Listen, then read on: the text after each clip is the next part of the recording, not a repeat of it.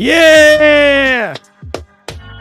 Welcome back to Calling All Beings, everybody. I'm your host, DJ, and it is an absolute honor and pleasure to be doing I think it's our third Karen Reed Roundtable, Karen Reed episode, specific episode.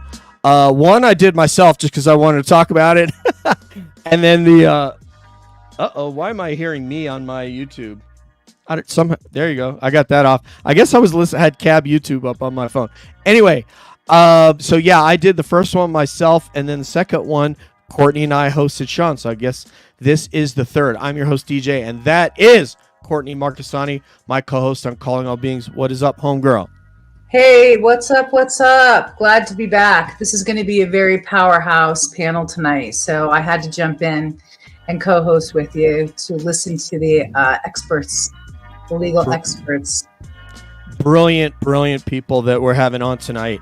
I have listened to, as a content creator for 14 years, I have listened and admired all these folks as guests and content creators alike. So with that, let's bring them on one at a time. And what I did is, in the order they signed up to be to join this roundtable, and we were unable to get our friend Sean ended up taking a vacation. He needed a break.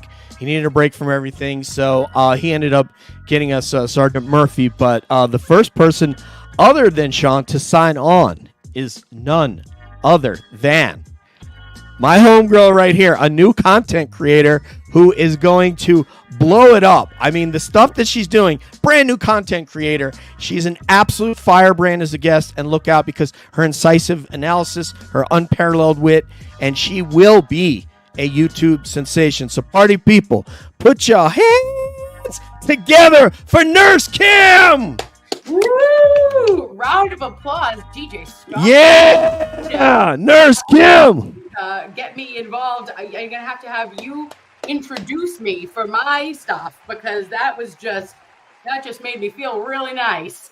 Anytime, Nurse Kim. You've got so much skill and so much talent, and man, it just watching you, you were just so comfortable with Rita today. I just love that episode. Rita Lombardi on with Nurse Kim, and yes, I watched it. So thank you, DJ. She is the Canton Queen, and she is a local activist, ground roots level, and I get inspiration from Rita, and I couldn't have asked for a better number two after Mr. Mark Bederow as my yeah.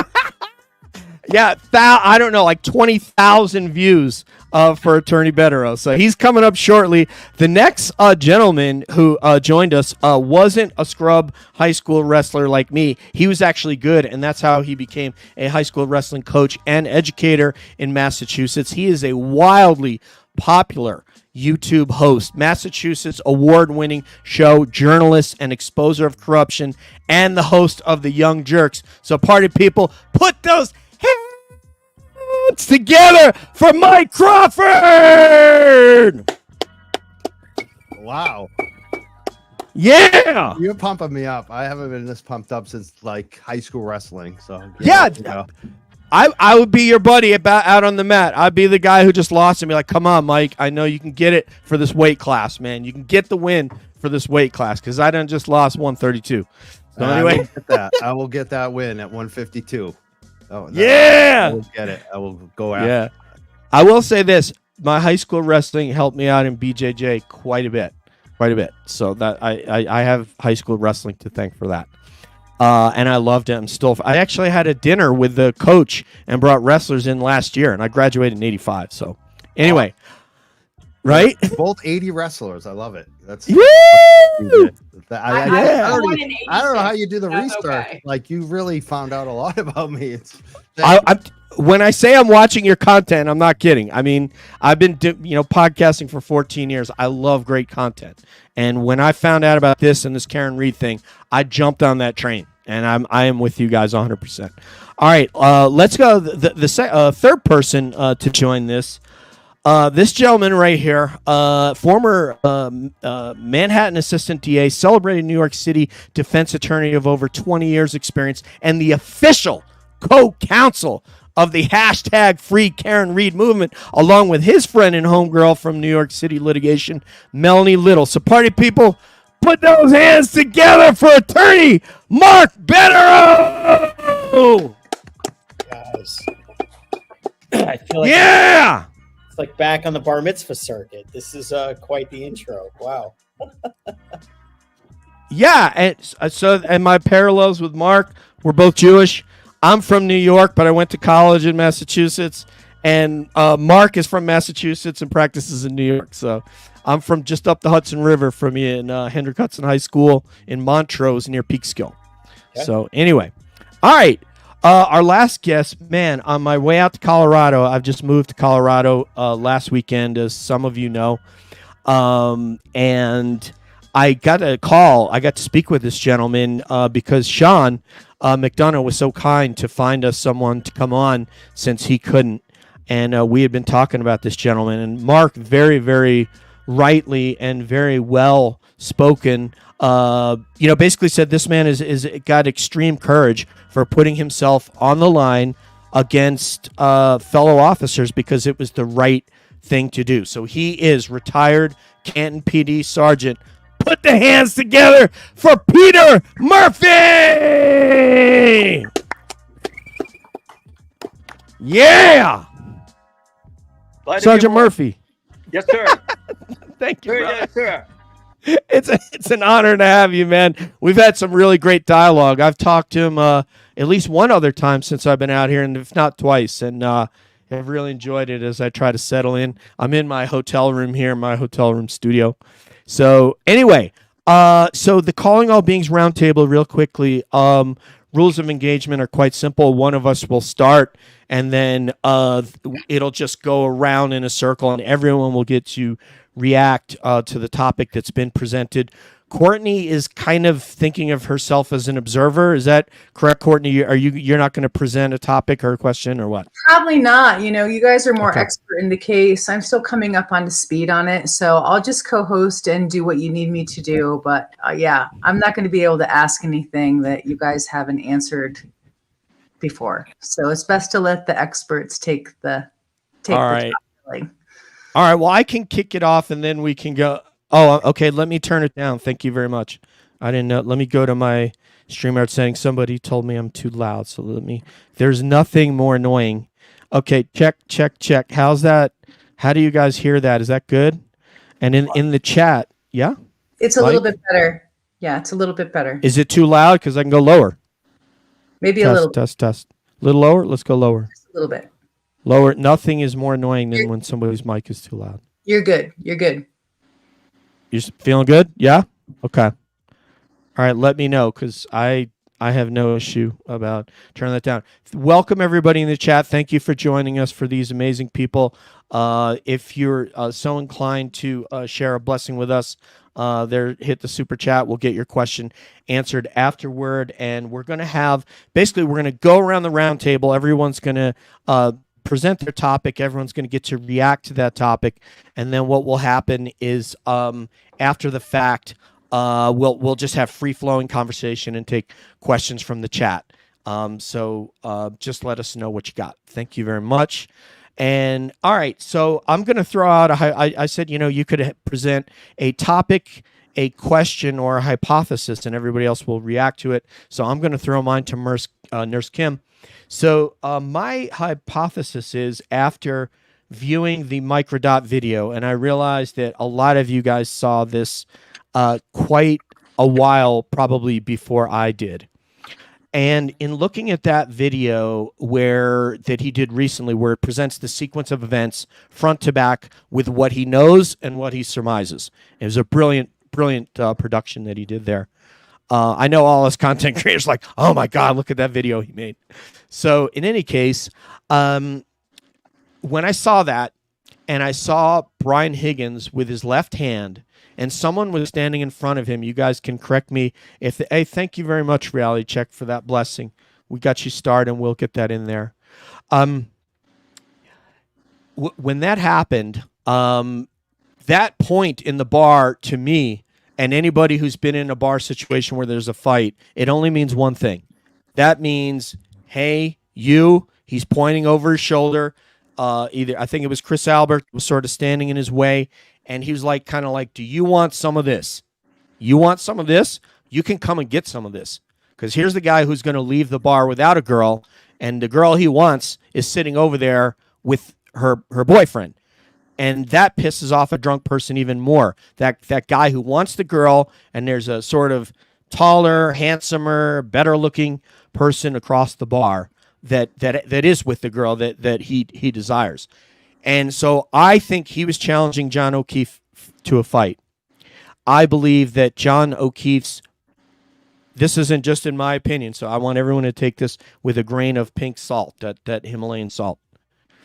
I believe that he was challenging John to a fight, and that with that text, "Are you coming?" And then when he turned up at Brian Albert's house, Brian, being amateur boxer and all this sort of thing, probably said, "Hey man, you guys got something to settle? Let's go down in the basement. I got a gym down there. You guys can settle it down there. It won't be law enforcement officers out on the street doing this." And that's what I believe led to the fight. What happened after that, I have no idea. I don't know if Colin Albert tried to get a shot in, and that's how he hurt us. I have no idea. But I believe the premise of it was a fight, was, hey, do you want to fight? By the point, we all know what that means. Do you want to fight me? You want some of this? And then with him saying, hey, you coming? And then him showing up at the Albert's residence, I believe Brian Albert would say, oh, you two guys want to get it on? Let's go downstairs to my gym. We're not going to be in the living room, not going to be in the kitchen, not going to be in the bedroom, not going to be in the bathroom. Let's go downstairs to the gym. Nurse Kim, take it away, ma'am. And then we'll go next to Mike, Mark, and Sergeant Murphy.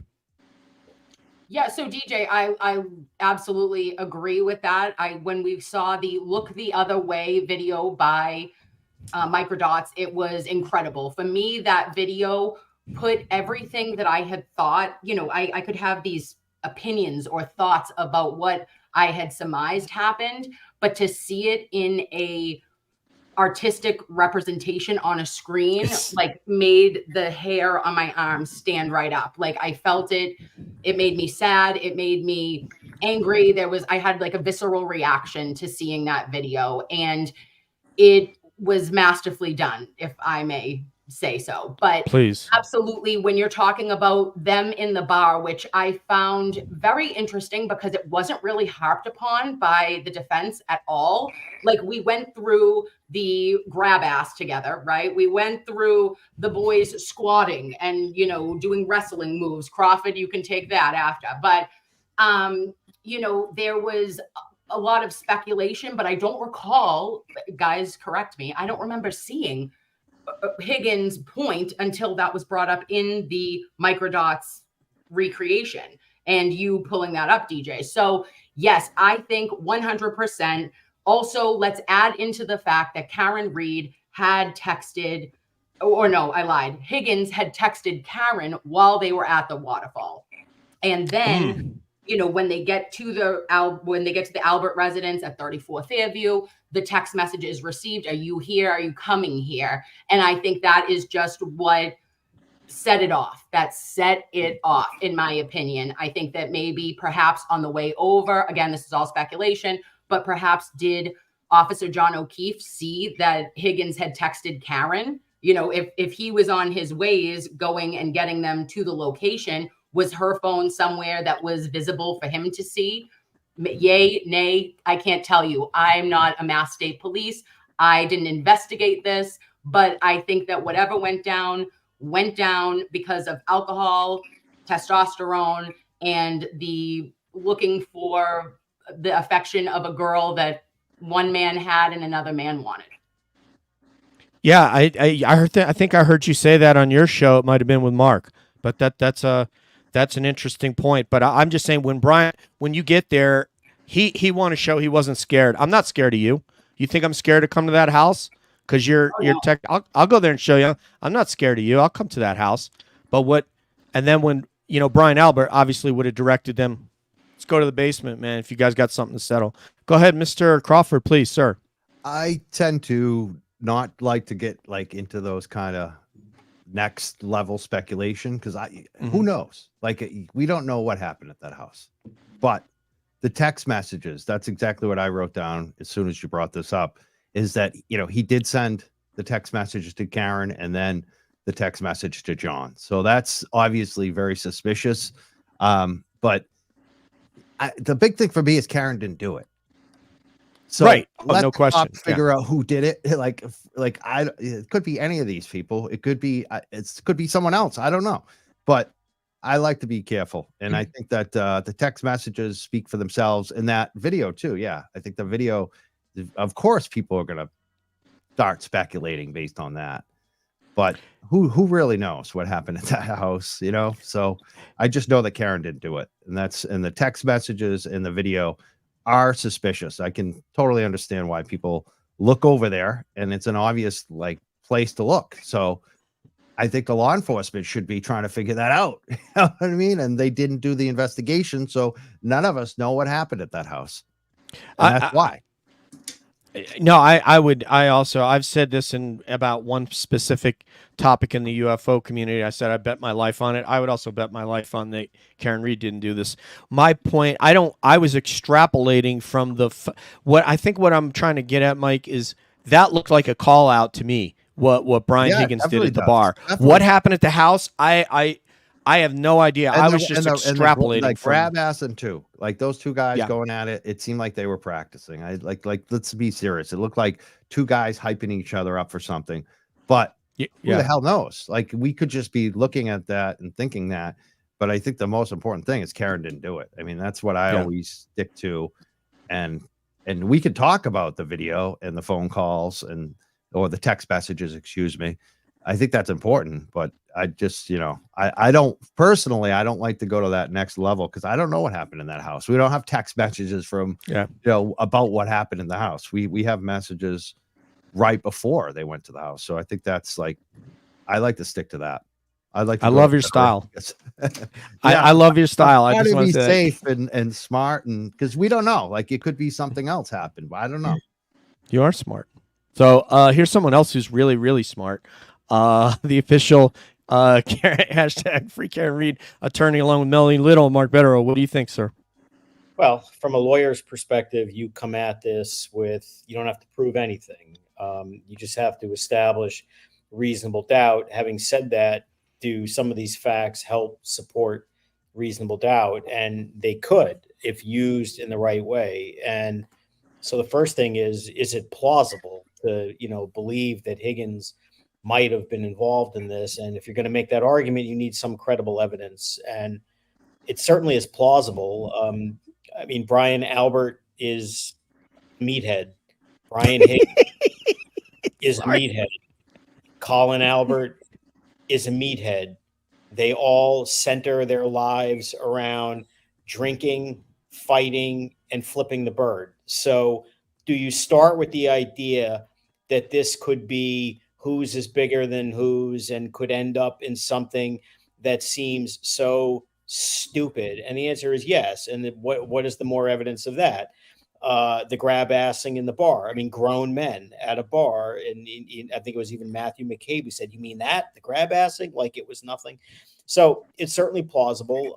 The microdots video is fascinating because it does appear to show Higgins somewhat animated, pointing at least in the direction of John O'Keefe, who seems to be kind of laying low, sipping a beer. I don't even remember if Karen is there or not, but it does seem to be in his direction. Other evidence that would at least support this hypothesis are the whatever relationship that was going on, or in his mind, Higgins's mind, what was going on between him and Karen, which appeared to be flirty on the surface, but in reality was probably her pissed off because she thought he was screwing around in Aruba. So I was going to make him jealous. Because you also have to be realistic about things. And I'm not being judgmental. I'm just being realistic. People in life in Karen Reed's station generally don't want to date people in life in Brian Higgins's station. It doesn't it doesn't fit. So I think she was screwing around with him, and he took it and he wanted to know. And even that night at the bar, he was texting her, and she's not responding and she's ghosting him, I think was the word they were using. And then you get to what I find to be the most interesting part of all of this. And I don't remember who I spoke to this about, but I always talk about Columbo and the little things. Okay. Cause I'm a Columbo nerd growing up. Yes. Favorite TV show. The coat. And always little things which don't seem like much. And Higgins texted John O'Keefe saying, "Are you coming here?" Which doesn't really fit. I mean, why does he want him there? But in particular, he sent multiple question marks at the end of that text, which is for emphasis. That grown men don't text like 12-year-olds by sending them Middle school with 7 question marks, unless what he's saying is, "Are you coming here?" Like there's more to it, as if he's supposed to come there. Okay, fine. So he goes there, and Higgins supposedly is going there to hang out. And then what does he do? He actually leaves in a few minutes, which makes no sense, which incidentally would be right after, John O'Keefe would or would not have been there. Mhm. Higgins, the only person who said some other man came in the house who fit John O'Keefe's description, right? You don't know the context of what he was saying or not. But then he left. So he said to go move cars at the Canton Fleet. Very reasonable thing to do after pounding whiskey all night is go in the middle of a blizzard or a looming blizzard, go move cars by drunk driving at the police station, which I would suggest to you is ridiculous. And then you go back to the Microdots video, which I understand, he's putting in some conjecture, like informed speculation, if you will. And I thought the most informed speculation he had in that entire video was this theory that Higgins was dispatched to the police station to monitor what's going on. That makes a lot of sense to me. So did any of that happen in terms of the fighting and whatnot? I don't know, but you also know what happened after, which is inexplicable unless these people were covering up something. And, who's to say what they were covering up? But when they send all these text messages amongst themselves about, they're digging in the lawn, they're in the Asian guy's house, make sure you tell them the guy, the guy. That's their good friend, John O'Keefe, by the way. Privately, he's just the guy. Never came in the house. All the deleted searches, all the butt dials, you could go on and on. That's not normal behavior. Okay. So they're lying about something. So do I think that it actually could be related to what, the supposition is about Higgins doing it? Maybe, but you don't have to know. But I do think that the defense at the retrial, if there is one, maybe will take some of this evidence and do it the way that we're talking about it now, which is say, you can't explain this. You can't explain this unless there's something bad, all of points away from Karen Reed. So whether they have to prove what happened, they don't. But there are a lot of facts which tilt the needle away from Karen Reed, which is what reasonable doubt is all about. So that's my view on it. Can I get an amen? I'm not totally out to lunch, but Reality Check would like Mike to read this one. Thank you for the blessing, Reality Check. Really appreciate that, $9.99. So, Mike, would you do the honors here? I'm trying to. I always have trouble with these because of my glasses. I'll do it. I'll do it. I could try it. Okay, brother. The first Karen Reed standout in Cherry Grove, South Carolina, at the Shack at 1 p.m. tomorrow in the area. Please join us to support. There you go. So tomorrow, I did it for you. Thank you. Yeah, my wrestling brother. All right. So please, if you are in or near or within 50 miles of Cherry Grove, South Carolina, please be at the Shack tomorrow at 1 p.m. if you're in the area, and join us to support. They're going to have a Karen Reed standout, and I think this is awesome that it is not limited to Massachusetts. And I would love to do one myself, really. So now that I've just moved to a town where I guess I know a couple people from service, but not a lot. So anyway, thank you so much for the blessing, Reality Check. Linda, thank you very much, Linda F. I really appreciate it, ma'am.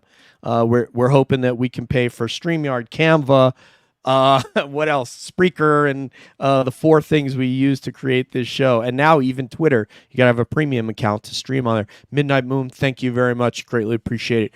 In hindsight, talking about how much Nicole likes to clean, that she might have been cleaning up at the crime scene that night. That's a very, very good bet. So we better not knock on that door. Peter Murphy, sir. So what do you, and Courtney, please interject anytime you have a question or comment, please. I do have one, but I'll wait until after Peter Murphy goes next. Yeah. Yes, ma'am. All right. So, Mr. Murphy, was that a fight? Was that a call out for a fight that you saw from B. Higgins, somebody that Sean affectionately refers to as Lardass? I definitely had some. There was definitely some animosity and hostility in that gesture, for sure, no doubt about it. And coupled with the probably the amount of alcohol involved and maybe some other substances, it appeared to me that that was a call out. And it looked like, I believe you're right, it was Chris that intervened and said, not here, not now, probably. And then there was all the texting where multiple people were trying to find out where he was, question mark, when are you coming, people at the door allegedly looking out the windows. There were a lot of people very interested in where he was and how he was going to arrive, DJ. And I guess the question is, did they want to keep him away from the front door so that the audience of 21, 25-year-old partygoers for the birthday party of Brian Jr. didn't see him come in? Did they bring him around through the back gate and say, come on, the kids are up drinking. Well, you don't want to see that. You're a cop. Come in through the back gate. We'll go in through the basement. Yeah, it's out there. As Mike Crawford said, there's a plethora of motive and opportunities for a lot of people in this case. Yeah, definitely. I mean, we're going to extrapolate to the larger points, but that was just something that I noticed. I do have a question I'm going to ask later on. I'm going to ask Attorney Bederow about Attorney Weinberg and how cross-examinations might look in an upcoming proceeding if Attorney Weinberg were used as opposed to someone that we all love here in Alan Jackson. But we're going to get to that later. So, Courtney, go ahead, ma'am. Yeah, DJ might chastise me for this, but this is a two question thing because I might not get another question in on the lightning round, and one question might not be ideal for some people, but the second will be, I think. So you can choose which one you want to answer. The first thing I wanted to ask about was Higgins extracting the text messages that he obviously wanted to emphasize for legal and court reasons. I wanted to ask your opinions if you felt like this was damning, and how so, either for Karen or for the legal record to be written into the record, and also for Karen's public perception.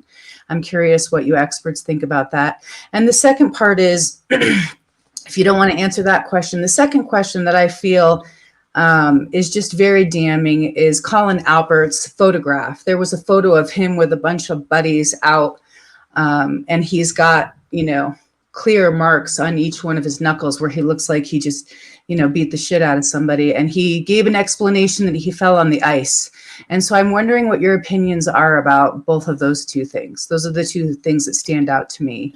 What was the first one? Because let's just do the first one, and then we'll get the second one in. What was the first one? The extraction of the text from the cell phone that Brian Higgins pulled out. He pulled out very specific texts that he wanted to be in discovery, and obviously he wanted them to be seen, and also what people feel about Karen Reed's public perception of what was in the text. What do you think the public or your opinion about that was? Did it hurt her at all? Who wants to take that one? Nurse Kim, please take that, ma'am. Crawford, do you want to go first? On the text, Yeah. thing? Yeah, I'll go first. Okay, go ahead. I'll go second. I think they intended it to hurt Karen, but I think in a way it didn't, because a lot of people look at it like, just in general, like this guy got ghosted and he's very upset about it. And I think that it kind of backfired on them in some respects. And there's also the question mark of how he extracted them and what he extracted. So I think it also, and the fact that he apparently used federal resources to do that. So I think the whole thing is like most things for them, they think that they're doing something smart, but I think that it's a cluster F for them. And I think it's for Higgins. Like, he could actually get in a lot of legal jeopardy, I think, just for using the federal resources to do that. And maybe it even raised red flags. Didn't he do it at an FBI kiosk or something like that? So maybe they have all the text from that. Like, who knows? Like, so for me, I think it was designed. They thought it would hurt Karen. And in the end, people just saw it for what it was. Like, John did something. Karen wanted to make him jealous. It's that simple. It's like, and that's all it was to her. And I think that's what it really shows. So I don't think it really hurt Karen. Maybe I'm wrong for the jury. I don't know, but I don't think so. There's Kim. Yeah. So for me, I think that, well, I affectionately call Higgins Big Neck Daddy Higgins, and Dave Cullinane has a shirt. Okay. So if you guys want to see it, it's a large llama with a big old neck and some aviators. So Big Neck Daddy Higgins, it absolutely was atrocious. It's atrocious that he contacted a friend to figure out how to extract the text messages because he wouldn't hand over his phone. So then he goes to the FBI regional facility. He goes in, he uses this machinery, the kiosk that he says any police officer can go in. Babes, not for your own personal case, right? Like, this isn't something that you or your buddy were working on. This is something that you're volunteering to the police to figure out or to provide some evidence for them. However, what was very interesting to me was that on the stand, he stated that he chose the text threads, right, from Karen and from Officer John O'Keefe. But he also confessed that he had talked to and text with Brian Albert, Nicole Albert, and he never offered that to the prosecution or to police. So for me, that was damning to him. But the context of those text messages was so cringe, guys, that it hurt my feelings. Okay, let's be perfectly honest. I was like, if somebody had presented that to me, I might have said, clink, clink, send me the fuck away. But send me away, excuse me, pardon me. Because I don't know if I could have had Lally and Brian Higgins read those text messages aloud about the weed whacker and about, all the things, and I'll give you what you want. I was grossed out to the hilt. So, Kim, you're saying you're not allowed to use that kiosk just to hide your own criminal activity? No. This is really surprising. No. Is what I've heard. Yeah, using FBI resources for your own personal, not good. You know what's funny?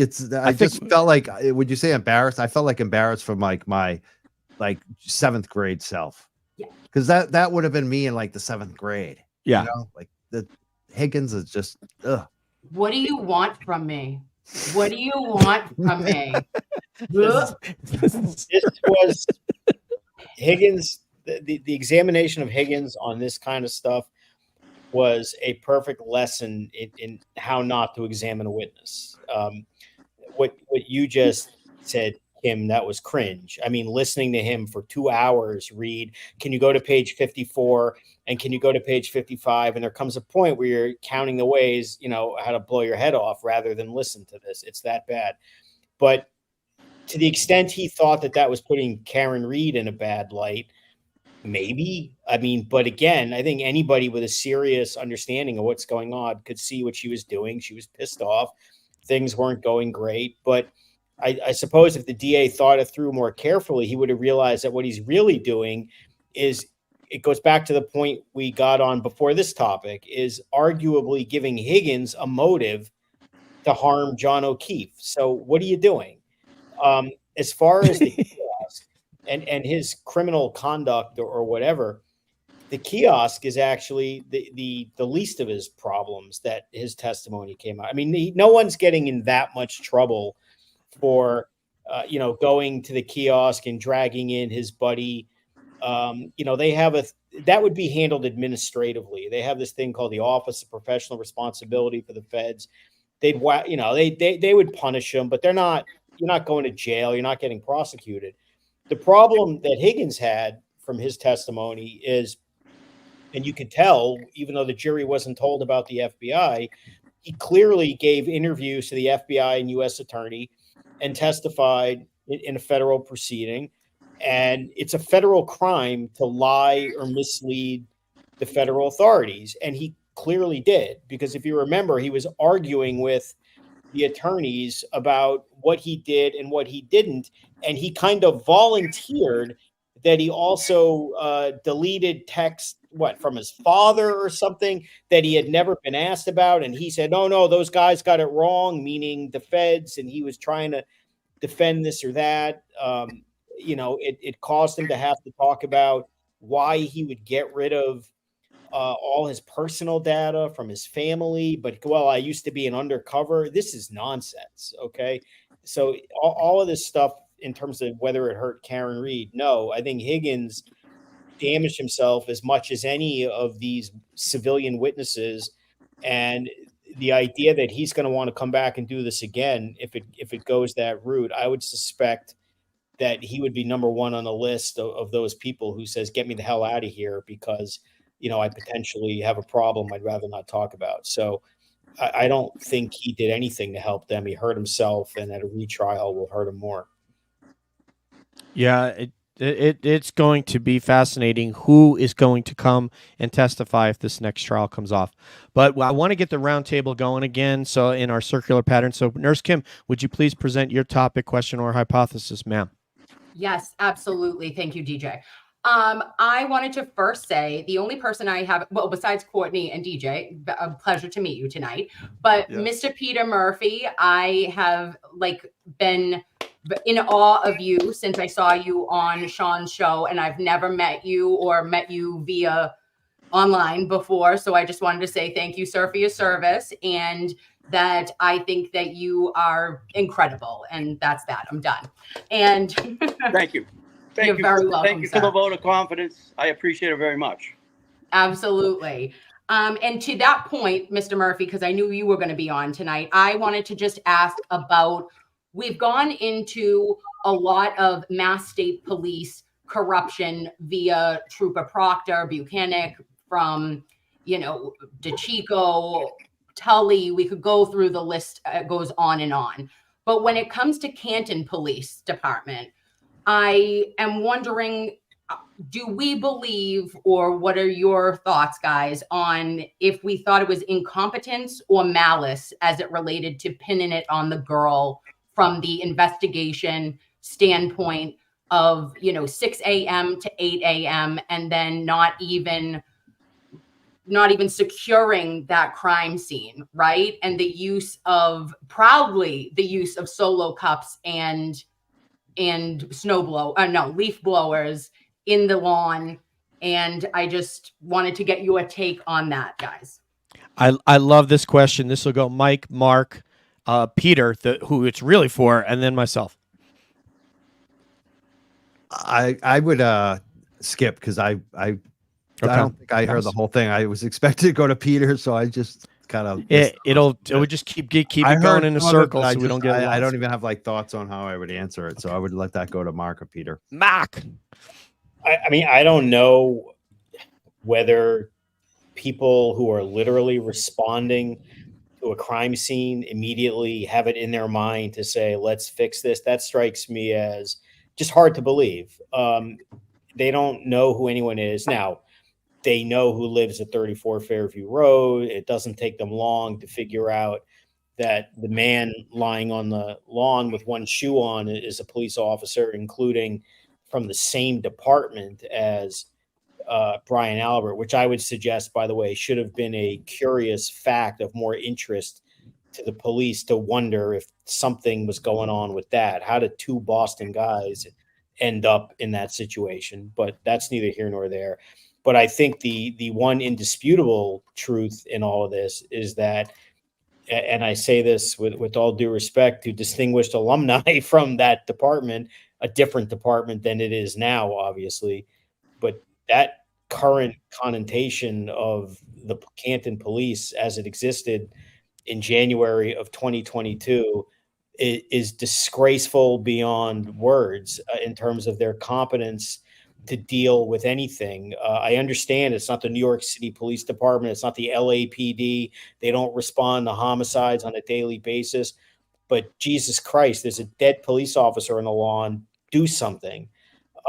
Secure a crime scene. Could you do that? Could you not let a few snow flurries and snowflakes get in the way of figuring out what's going on? Could you knock on a freaking door and try to see what anybody knew? Could you secure evidence in any sensible way other than making, I mean, essentially memes out of yourself? I mean, there are like people dressing up as solo cups and walking around with leaf blowers and making jokes about Stop and Shop. I mean, this is on national TV for a case like this. So certainly, if this is, or if this speaks to the level of competence of the Canton police to handle a sophisticated crime scene of a very serious crime, that's disturbing. And if nothing else, it ought to lead to questions about people who live in that town, about the leadership of the department, the competence. And I know they're trying to do audits, and there's controversy over renewing contracts and all that stuff, which is not really my bailiwick. I don't know much about any of that other than their performance that day was disgraceful, whether it was intentional or not. And the reality is that after Karen Reed gets acquitted or the case gets dismissed, they're never going to be able to find or do anything else with this case because of how pathetic the Canton Police Department was at the very beginning. The whole case was destroyed within a couple of hours unless they get cooperators that are corroborated by other evidence. So did they do it on purpose initially? I doubt it. But, you know, the more you dig in, though, and you realize, you know, the former Chief Berkowitz, yeah, I think the evidence would suggest that he did things as it relates to this case that are really troubling. I don't think anybody believes that he just happened to be driving by one day, you know, with his thick glasses and saw, you know, a piece of taillight that just revealed itself to him like the two knuckleheads from the state police claimed on a daily basis. I mean, I just don't think that's believable. He didn't even testify at the trial. I understand he's maybe not well physically, but you can't help but think that maybe he was avoiding process, perhaps to be dragged in. You know, there's been a lot of conjecture that when you saw the inverted video that he was coming in and out of that, or it happened there. You can't ignore the fact that the SUV was towed back to Canton. That makes no sense. Right. There are state police barracks much closer in a blizzard, if for no other reason. Who the hell wants to drive? But of course, if you don't go to a safe place, you can't, you know, do things like diddle the taillight and mess around with video and do things like that. So when you start to see after the fact, are there issues with the Canton police, maybe on a corruption level? Maybe. Certainly there's the Kevin Albert problem. What's he connected to? He's the one who was related to Katie McLaughlin, who just happened to be the firefighter who all of a sudden heard what she heard when no one else heard it, and then denied the most basic thing just to say, I'm friends with the Alberts. She wouldn't even say that harmless fact. She came to them through Kevin Albert. So you do start to think that maybe something's going on in the Canton police. And the last piece of evidence to support the idea that perhaps once they realized what was going on, the inverted video was disclosed to the DA and the defense in the middle of the trial. That makes no sense. They found it then, and who inverted it? I mean, it was in their custody. So I don't think they started out that way. But either way, the evidence appears to be overwhelming that they are grossly incompetent, destroyed the crime scene. And as the case went on, at least certain segments of the department appeared to be part of dark forces that were working against truth and justice. So either way, they look terrible. Thank you. Awesome answer. Sergeant Murphy, this question, everybody can't wait for your answer to this. And if you need her to restate it, Nurse Kim can refresh. I believe I can pick it up where everybody else has left off. I think perhaps I should start by saying, if you look at my hat, That is basically the thin blue line, support the blue, back the police hat that you'll see. The Law and Order Mass Corruption Unit is the antithesis of this, meaning this is corruption and this is inept and incompetency. And I would suggest to everybody here in the audience too, that what happened, or better yet, to speak to Mark, what didn't happen that morning after 6:06 when cruises started to arrive is something out of a Walt Disney story. A Cub Scout 101, I think, with about an hour's worth of training, would have been able to close the street, call in help, set up a command center. There's just, I mean, I could go through a litany of things, but one point I'd like to make, bring to your attention, and I've thought this out at length, and it was mentioned earlier. Why and where did Brian Higgins go from whatever time it was? I don't know, 12:30 to 20 minutes past 1. Are those close approximations of time? I thought he left the home at 2 a.m. Somebody help out here if you remember Brian's timeline. I'm pretty sure he was back at the station at 1:20, logged 1:20? in 1:20. Okay. So he Okay. left, let's just call it the crime scene, sometime, I believe, after 12:30. And there was that question of where did he go for a 40-minute plus or minus ride, if he was going back to move his asset forfeiture vehicles that were at the police station. What I would say or suggest is he went back. He might not have had a burner phone with him, and he went back to use the unrecorded lines at 1492 Washington Street to with the Canton Police Department. He might have gone back to monitor what was happening, but I think he went back and made some calls. And I hope to believe that the feds have those calls that were made by him at the Canton Police Station and who received them sometime after 20 past 1 on that morning. And I think that was the ringing of the bell to move things in the direction of cover-up. Lord, hear our prayer that an indictment comes down. So I just want to. As far as the crime scene investigation, I mean, I'll be very quick on this.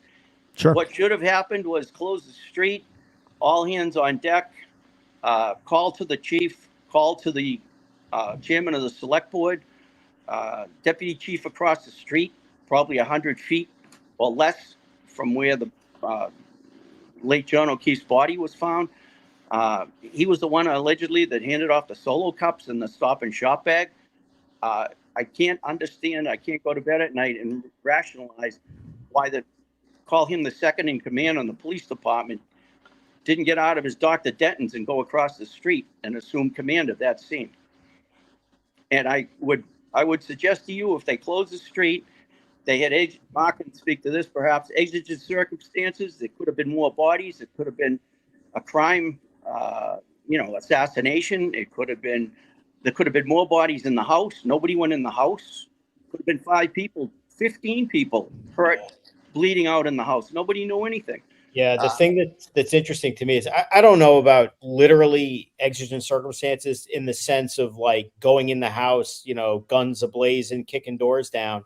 But to your point, the complete lack of intellectual curiosity by the cops that morning about a guy lying on the lawn with an awkward state of clothing, to say the least, in the middle of 18 degrees and snowing, one shoe on, a cocktail glass, lying in the middle of the lawn, injuries that, they may not have seen the body at that time, or some of them might have, that appeared to be consistent with a fight, whether what happened or not. I mean, he looks bruised and battered. They didn't see, I would assume, the gash on the back of his head. The most basic, intellectually curious police officer would have known that, well, that guy is a police officer who was coming back to that house to meet the people who were in the house. They had all been together, and now he's lying on the lawn. Anyone other than, who lives in a world that's not occupied by Michael Proctor's, who said to me it was a car accident right away, which is just dumber than dumb, would have thought at a minimum, well, he probably came from the house. If he's got one shoe on and he's not wearing a coat and he's holding a glass, I mean, I don't think you would necessarily know that glass came from a bar as opposed to just maybe they're drinking inside. There's cars in the driveway or whatever. Go knock on the door. And if anything, do you know what happened? Did you see anything? Did you hear anything? And you go from there. And for whatever reason, Canton, Massachusetts appears to be the one place in America where the cops are not curious about that sort of thing. And when there's a dead police officer on the lawn, it's the only jurisdiction apparently I've ever heard of where it doesn't become an immediate all hands on deck. We're going to rescue our fallen brother and at a minimum find out what the hell happened. And if someone is responsible, they may not have known right away that it was unnatural or it wasn't an accident. But if someone is responsible for this, we're going to find out. But in Canton, which is also known as Chinatown, February of 2022, nobody wants to know because forget it, Jake. That's the way things are here. Who wants to bet that if there were a video of Karen Reed backing up and hitting this man, that is it the deputy chief with the Ring camera across the street? Who would bet me that video would be public right now if he had a video of him hitting her? The only reason that video is not public is because it didn't show that. It showed him probably exiting the car and going in the damn house. I mean, look, I'll take that bet from anybody. If there was video of her mowing him down, this would be a whole different situation. We're probably not sitting here tonight having this conversation or having any of these conversations that people have been having in the past 2 years. So obviously there's no such incriminating video. It's still left to be determined how a major media station reported that there was, based on other text messages that various members of the Alberts and McCabe's were talking about putting forth a narrative and talking about their communications with other people, including Proctor. Did they do it? I mean, look, obviously, to go back to a few points ago, these people indisputably were covering up something. It's impossible to know exactly what they were covering up, but normal people don't cover up things they don't know about or weren't involved in. So by common sense, deductive reasoning, something happened and they knew it, and they didn't want other people to know it. And that's troubling. There's a Houston. I'm sorry. Go ahead, sir. No, please go ahead.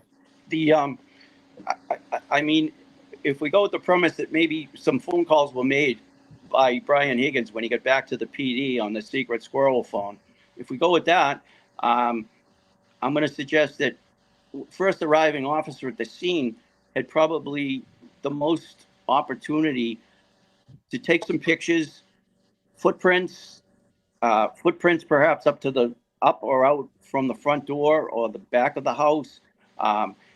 There was just an abundance of opportunity there to gather and collect evidentiary information via just a cell phone camera. But you didn't like the crime scene photos that they took of the snow, like without even objects in the background to show you where on the lawn or where in relation to anything? You didn't like that? Just a few pictures like a 3-year-old, if they took your iPhone, would take? It's disgraceful. Well, not only that, but here's another thought. That crime scene was at 34 Fairview. If he had a glass in his hand and got hit at 24 miles an hour by a 6,000-pound vehicle, I would bet my pension in 34 years of training and experience that he didn't hold on to that glass. Right. And there would have been tire tracks to send him 20 feet up into the lawn that would have had to go in at an angle. Otherwise, he would have spun. And we know that there was no trauma to his body that would make it consistent with being hit by that vehicle. And the other point I'd like to make is that crime scene was not only a 34 mark, but it was also him being transported, John O'Keefe being transported in that ambulance. He was part of the crime scene. Yeah, they cut all his clothing off. Yeah. I have done this myself. I have directed people to ride in an ambulance of the victim in case there's a dying declaration. a dying declaration. What if his body temperature came back enough so he said, I know who did it, or made a statement? There should have been a police officer in the ambulance all the way to the hospital. Those clothes never would have ended up in a pile next to Trooper Proctor's feet later in the day and contaminated. I mean, it was a shit show from So the beginning. many- And it's so bad, that investigation, that in my opinion, it had to be intentional. Right, and you could even flip the investigation on its head and kind of challenge what the DA considers their strongest evidence. You know, I hit him, and the various connotations. I mean, it's actually very inconsistent from the people and the timing. But the most damning part of all of those, putting aside Jennifer McCabe, because that's a whole nother story with her, her evolution of nothing to what she claims now, but all of those police officers that were on scene, I'm talking literally when the 911 call went in, they're not part of any cover up. They're just there to literally, respond, look for something. And if a woman is running around hysterically drunk, as it were, according to them, saying, I hit him, then this as, 34 years in this game, and what police officers do, because they are inherently suspicious and want to learn things, somebody would have pulled her aside, even if she's hysterical, and at least tried to say, what do you mean? Like, can you just tell me? Or would have pulled aside Jennifer McCabe or the other woman they were with and said, what is she talking about? Do you have, and right then and there would have been the chance for McCabe to say, oh my God, she said she ran him over. Nobody did that. Nobody even tried to after say, the fact. did you punch him? Did you, smash a glass over his head? Did you back into him with a car? They just ignored all of it, which tends to suggest she didn't say it. It was an epiphany. It was an epiphany that came later to Jen McCabe. I hit him. And there's permutations of, she said it twice, 3 times, 4 times. I hit him. It just went on and on. So it's just absurd, but they had to make sure it had to be multiple times so it would sound hysterical. So now I'm going to answer Kim's question. This is my turn. Then we're going to go on to Mike for his topic, question, or hypothesis. And before I do, I want to say thank you everybody for coming and joining us today. I appreciate it. If you would be kind enough to hit the like button and the subscribe button, you will find Calling All Beings True Crime Unsolved content on this same channel as Calling All Beings until we separate the two. They're 2 separate shows, but we're just getting True Crime Unsolved off the ground. Courtney, by the way, just went to her native Pennsylvania and did a missing persons investigation, and we are extremely proud of the work she did, and it was a little bit of a dangerous situation. So thank you, Courtney. We're going to lean on Peter for our next investigation, and it's probably going to take us at least, being that I've just moved, it's probably going to take us a month or more to put out what probably could be like a 4 or 5 episode series on this case. Anyway, so Nurse Kim, my explanation, or at least my take on what you've presented here today, although I believe I'm a very kind person, I even teach yoga, I am not as charitable about people being, let's just say, not professional or in terms of investigation. I believe that there are willful things that happened, and I don't, because then I have to think somebody's stupid and incompetent, and I just don't believe that. I don't think the Canton police officers are necessarily willful or unprofessional. I believe the willful part of it was Mike Proctor saying, I'm not knocking on that door. And the Canton police officers, obviously, the way they collected the evidence, if you listen to Duty Ron and Ed, they're going to say they are just absolutely sickened by the way that the crime scene was processed, which I'm sure Peter is as well. But I believe a lot of those things were willful. Sean McDonough reported, maybe through Peter, that John O'Keefe's car was repaired. You think that was an accident? That she backs into his vehicle and maybe there's a dent, and we got to pull that dent out because we don't want the defense to see this vehicle and see that maybe it was damaged. So as Shannon McMahon, the former, I think she was a former, Mike, help me out, prosecutor in Bristol, ADA, yeah. ADA in Bristol. District attorney. She said, this is a thing where we're talking about concentric circles. There's one thing. We're not going to knock on the door because we don't want Brian Albert, quote, jammed up in this thing. And then we start from there. And then okay, what's the next thing we got to do? Now we got to form a hypothesis. All right, he didn't come in the house. All right, now we got to do something else willful. We got to find taillight. We got to get taillight there because the initial officers didn't see anything at all, a broken taillight. They saw no pieces of taillight. So that's what everybody out there who's in this chat right now that thinks this is a load of crap. The initial officers from Canton who had the crime scene before they abandoned it did not find taillight. The taillight had to make its way there. And that is what we don't know exactly what happened. Peter will probably speak to later when we get to the free conversation part of it. So that's my take.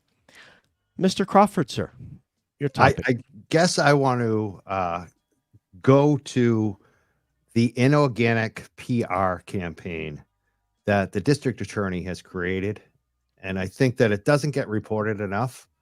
And I think it goes back to even, like, for me, this is personal. I may be more of a hypothesis in some ways, but I do have some leads on it. I do have like a source, let's just put it that way. And I also have myself, what they did to me. Back in December 2023, January 2024, the district attorney's office and the Mass State Police started threatening me through one of their snitch informants, who is now the head of the Justice for JJ group, right? And this person is a criminal. I mean, they called me a criminal back in December and January on their little talk shows. I wasn't charged. They were. So I think my thing is, I feel like I never expected, I've never seen anything like this. They did it to Aiden. They did it to Turtle Boy. They tried to do it to me. I went and got a criminal defense attorney, and I told them that I had a defense attorney, and I wasn't going to talk to their Sergeant Mass State Police Tully like Kate Peter wanted me to. Like Grant Smith had been threatening me that I was a criminal. These people are organized. They were organized by Traub from the district attorney's office with Michael Morrissey's approval, with Michael Proctor, that whole crew there, Sergeant Tully, Bukakik. They have gone after people for posting on social media. They have gone to people's houses. They have gone to people's houses who have left voicemails or, emails or messages. This is organized. And I want to kind of, can you believe that they do this? Number one, like, I never thought a district attorney's office would do a PR campaign, would try to recruit people from YouTube, would put pressure on someone like myself, who really did nothing wrong except report news and have people on his show. And has great hair, by the way. And they wanted to silence me. That's another thing. They wanted to silence Aiden. They wanted to silence us all. They were telling us not to use Lindsay's name in public. And I even repeated this stuff. I started getting scared. I got very scared. Like, I've been doing activism, politics for 25 years. I've been part of ballot campaigns. We won 3 initiatives for cannabis I was part of. I've been heavily involved in this stuff. I've never been sued. I've never been threatened like this. I've gone after major corporations. This is not like nothing I've ever seen. And it came from the district attorney and the Mass State Police. And I just, like, when I see them in their blue shirts, when I see them get platformed by even, I think, NBC 10, who I think are doing actually a better job than most, but the story's not getting through.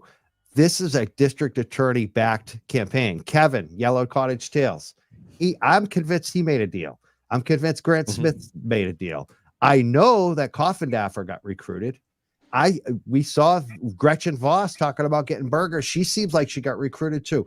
These people have been recruited, and they have a fake grassroots group that they call themselves. They got Kimberly Fair out there, but no one in the media is telling that story that Kimberly Fair got fired from her job.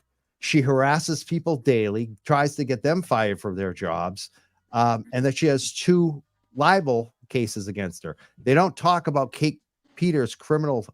So how do we get this message out to the media, how inorganic it is, the mainstream media, the TV cameras, because we're talking about it on YouTube. People on Twitter know. But I just even within our, with the people that know, I don't think we talk about it enough in the right way. So I just want some feedback on all of that.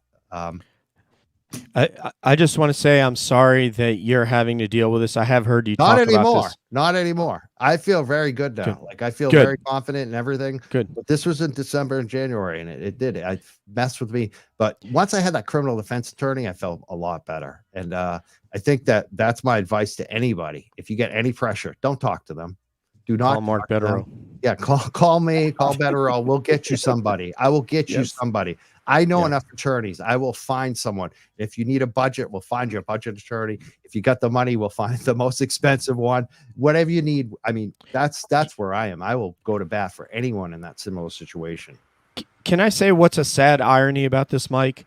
A sad irony about this is that all the evidence, we talked about organic and inorganic, all the evidence for Karen is all organic evidence, and all the evidence against Karen is all synthetic, man-made evidence. Backed. It's all DA backed. It's all Mass State Police backed. These people are backed. Like, Kate Peter. Who's buying those T-shirts?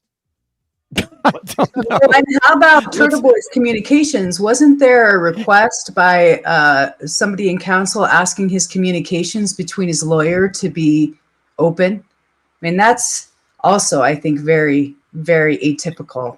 They have weaponized, and I feel like they've done the same thing in Canton too. Like the elected officials in the police department against the citizens. They've weaponized the government against journalists and citizens. That's what I feel like on the DA level, and even in the town of Canton. I just want to say we're going to get to every misadventure. We're going to get to you, but let Attorney Bederow take that, and we'll go around the table. Yes, sir. You're right about one thing, because I saw a video recently, just in doing my own research, about another case where the prosecutor with a straight face did go to court and say that his communications with his attorney should be monitored by a third party. And when you say that that's not common, it's not that it's not common. It's virtually unprecedented unless you're charging someone with being an international terrorist who is threatening to literally blow up the world. And there's reason to believe that he's going to use his attorney as a vessel to communicate messages. So the idea that in, the year 2024, you could hear a prosecutor with a straight face tell a judge that you should not allow attorney-client communications to go without a third party listening is as Kafkaesque as anything could ever get. I mean,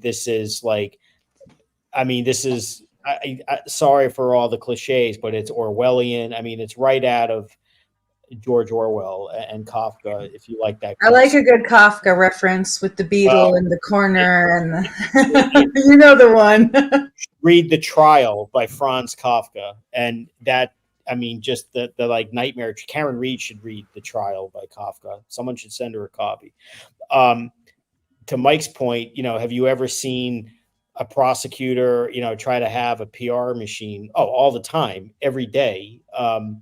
What I have not seen is for a prosecutor to do it in such a clumsy, embarrassing, inefficient fashion as these people.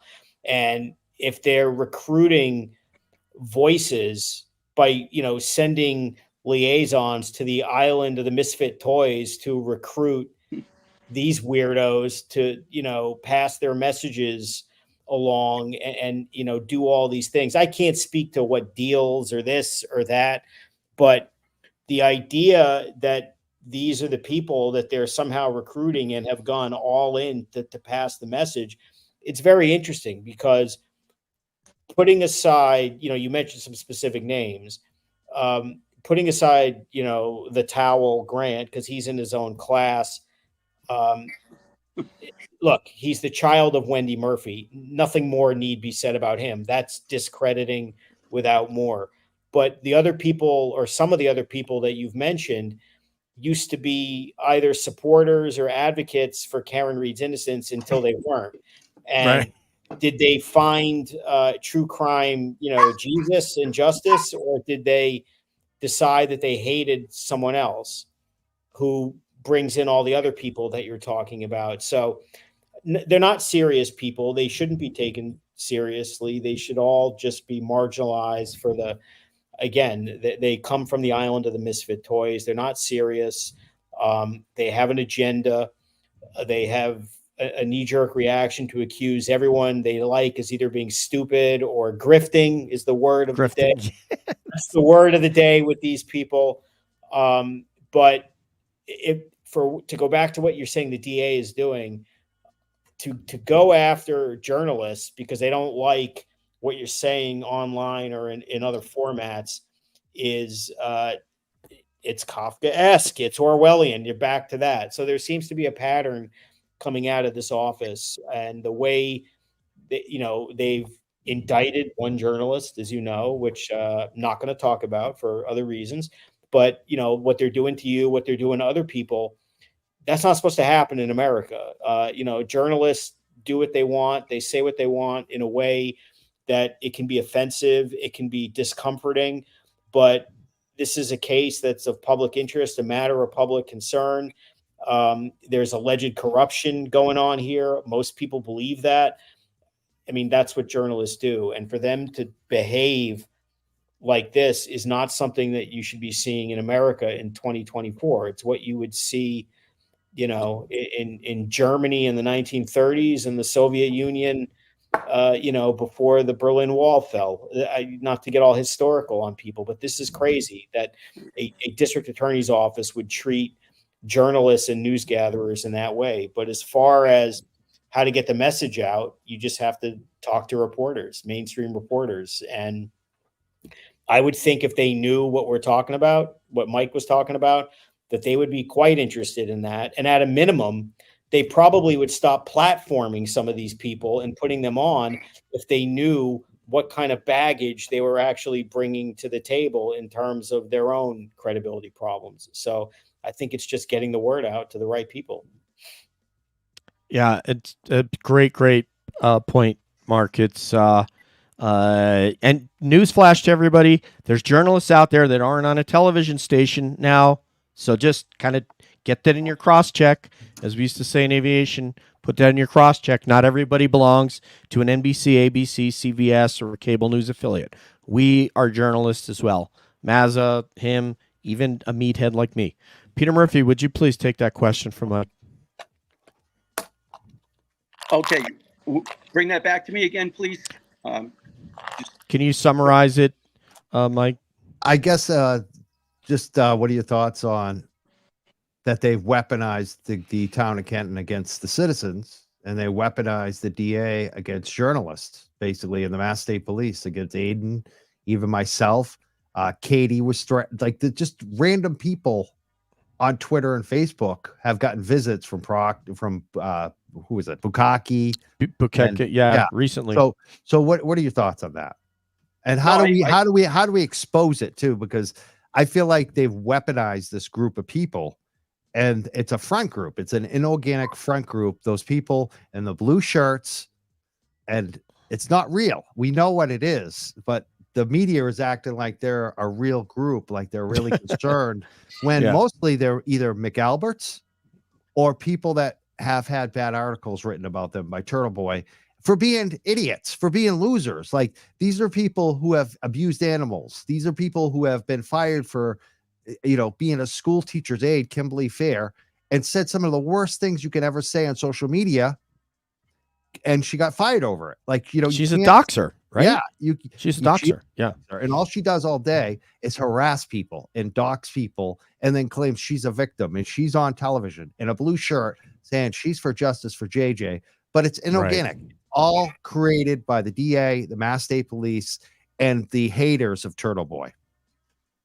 No, I agree. If that question is still directed at me, I agree. It is, DJ, that certainly the system is weaponized. I have seen it firsthand. I have been a victim of it firsthand, where I have had people tell me from the police department, still sworn officers at the time, you really shouldn't come to Canton to attend that funeral for the fallen officer who passed away that you worked with for over 20 years, because there is a target on your back, Peter Murphy.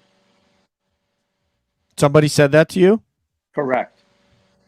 Wow. You know all about it. What's that? I said, you know all about it. You're on the front lines of it.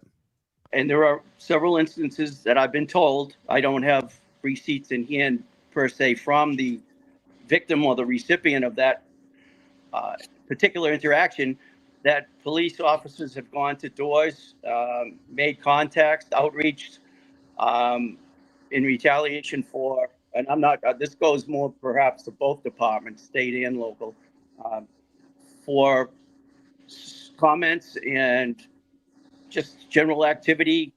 The audit, voting for the audit, is just an ongoing.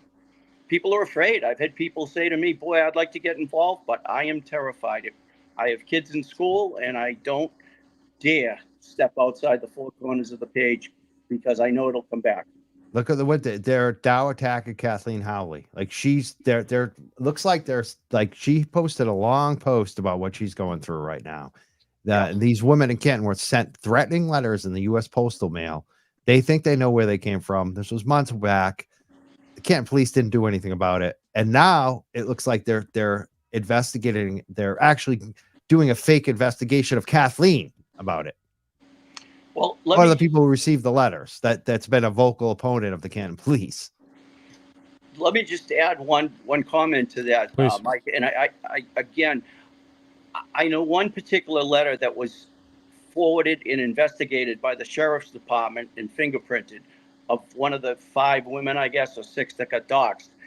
I cannot speak officially at this point in time that the other recipients or victims of those letters have in fact brought them forward to a law enforcement agency, whether it be Canton or Sheriff's Department forensics for checking fingerprints.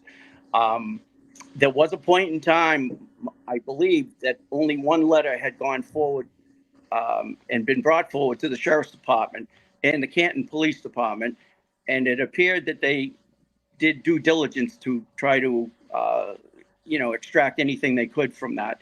Now, as you know, there have been recently 3 attacks of bleach being thrown on people's lawns and malicious damage to property. My understanding is that has all been forwarded for forensic analysis as well. We'll see what comes out of that. From my standpoint, Mike, I'm kind of sickened by what's happened, and it kind of like takes me back to basic training. Now I went, and I know, like, I had a whole 21-year career in the Air Force, but I think back to my TI from basic training, and I'm no angel, and nobody on this channel and nobody in the chat is necessarily an angel who's always done the right thing. But when it comes to these critical moments, these decisions in your life, my TI said, do what you know to be right. Mm-hmm. Do what you know to be right. And when I was at Dean, I went to Dean College. I was a law enforcement major, and my professor said, we enforce the law and we follow the law. And those 2 things have stuck with me relative to this. And one of the things that I discovered that was really painful in life, Mike's a dog person. I'm a dog and cat person. And these animals love unconditionally, and they would never do anything to hurt you. All they want is that you feed them, shelter them, and love them. And they don't care what you look like. They don't care what your financial account statement says. They don't care if you're fat or if you're thin or how good looking you are. They don't care. They just love you. And that's what's amazing about them. But I found out that there are people in life that will lie and hurt you. I found that out firsthand, that even in the military industrial complex in which I've worked as active duty and other roles, people will lie and hurt you. And that's what they're doing. People will lie and see you go to jail and ruin your life, and they'll be okay with it. As long as they can still drive their car and go to soccer games and do whatever it is that they do, go and drink beers at these establishments or whatever, they are comfortable doing that. I couldn't live with myself.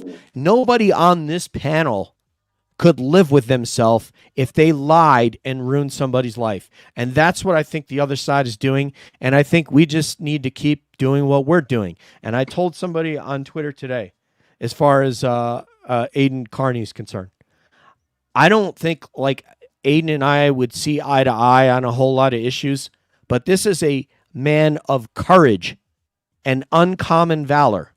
And I don't care if you agree or disagree with him. I disagree with him on some stuff, but that's immaterial to the discussion, because we need to be able to look at people in the full spectrum and not just try to place everybody. This person's this, that person's that. Look at my Twitter handle. It says BLM, Black Lives Matter, plus love.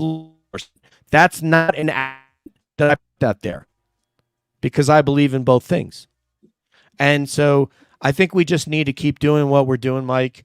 And Aiden is a courageous man who goes down into the belly of the beast in Canton because he wanted to investigate that stupid claim about driving up over the hill that would have shown John ascending or descending stairs, which is just the height of ridiculous absurdity. But he went and did it, and he wasn't scared. Now he probably won't, because he doesn't know what'll happen, and who, as Peter has talked about, who's going to turn up and how many minutes they're going to take before some degenerate is touching his girlfriend in a fight with him. But I love what we all are doing here, and in the way that Aiden does it is he fights fire with fire, and that's what we have to do and try to expose these people.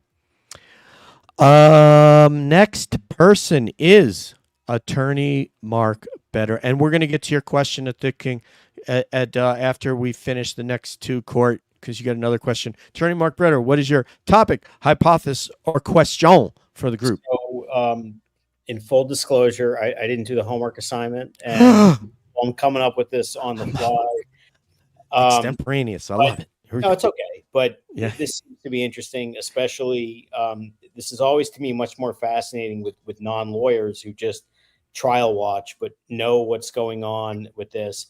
And so my question is, in the event that there is a retrial, which I don't necessarily believe there will be, but if there were, what do you want to see the defense do differently? Ooh, that goes to Mr. Murphy, Sergeant Murphy first, sir. Well, there were a lot of facts, I guess, and evidence that stuck out in my mind that didn't get brought in for whatever reason. And I guess one of them would be, and I don't know that they tried to serve him and were unable to locate him, but I thought maybe Chief Berkowitz should have been brought in, certainly as a witness by the defense to hear from him. I think one other bit of evidence was that there appeared to be no discussion at all about the 3 liters of blood that apparently was never located. You can't tell me that there wouldn't have been a head wound by whatever. Well, let's go back one. There's nothing on that car that caused the injuries on that arm. There's nothing on that car that caused the hematoma on his head and the laceration, 3-inch laceration in the back of his head. And there was no blunt trauma from the clavicle down to his ankle. So he didn't get hit by a car. But he certainly apparently lost 3 liters of blood, and he didn't leave it in the snow, and he didn't leave it on the ground. So where is it? And I don't know why they didn't bring that in. And I will say that there were a couple of things that they left out, and I think they might have left that out intentionally, but I don't know why. Maybe Mark can revisit that, but there's just some other things that I can't really put my hand on it right now, but that's one of the items. That is brilliant, absolutely brilliant. I haven't heard that mentioned. I think I may have heard that mentioned once, but it's been a while. That is a great point. For my answer, Mark, would be, and I alluded to this today on Twitter, because as you pointed out, I mean, they could have gone more to the reasonable doubt, and I think some of your colleagues, it might have been a brother something. I'm trying to remember what his name is. He's an attorney. Where's a yarmulke? I can't remember what his name is. I was on you know who I'm talking about? Months ago. I think he's in Michigan. Yeah, Brother Counsel, is that his name? Brother Counsel. Excellent. Yes. And He really is. I think he may have said that the defense may have shouldered some of the burden by presenting a hypothesis that the jury needed to buy into, and that they really took on some of that burden that was really should have been on the prosecution as opposed to the defense. But I after watching it today, and I know everybody here is a huge fan of Alan Jackson as I am. I would want that guy as my advocate, and like I said also on Twitter, I'm sure he respects you just as much, Mark.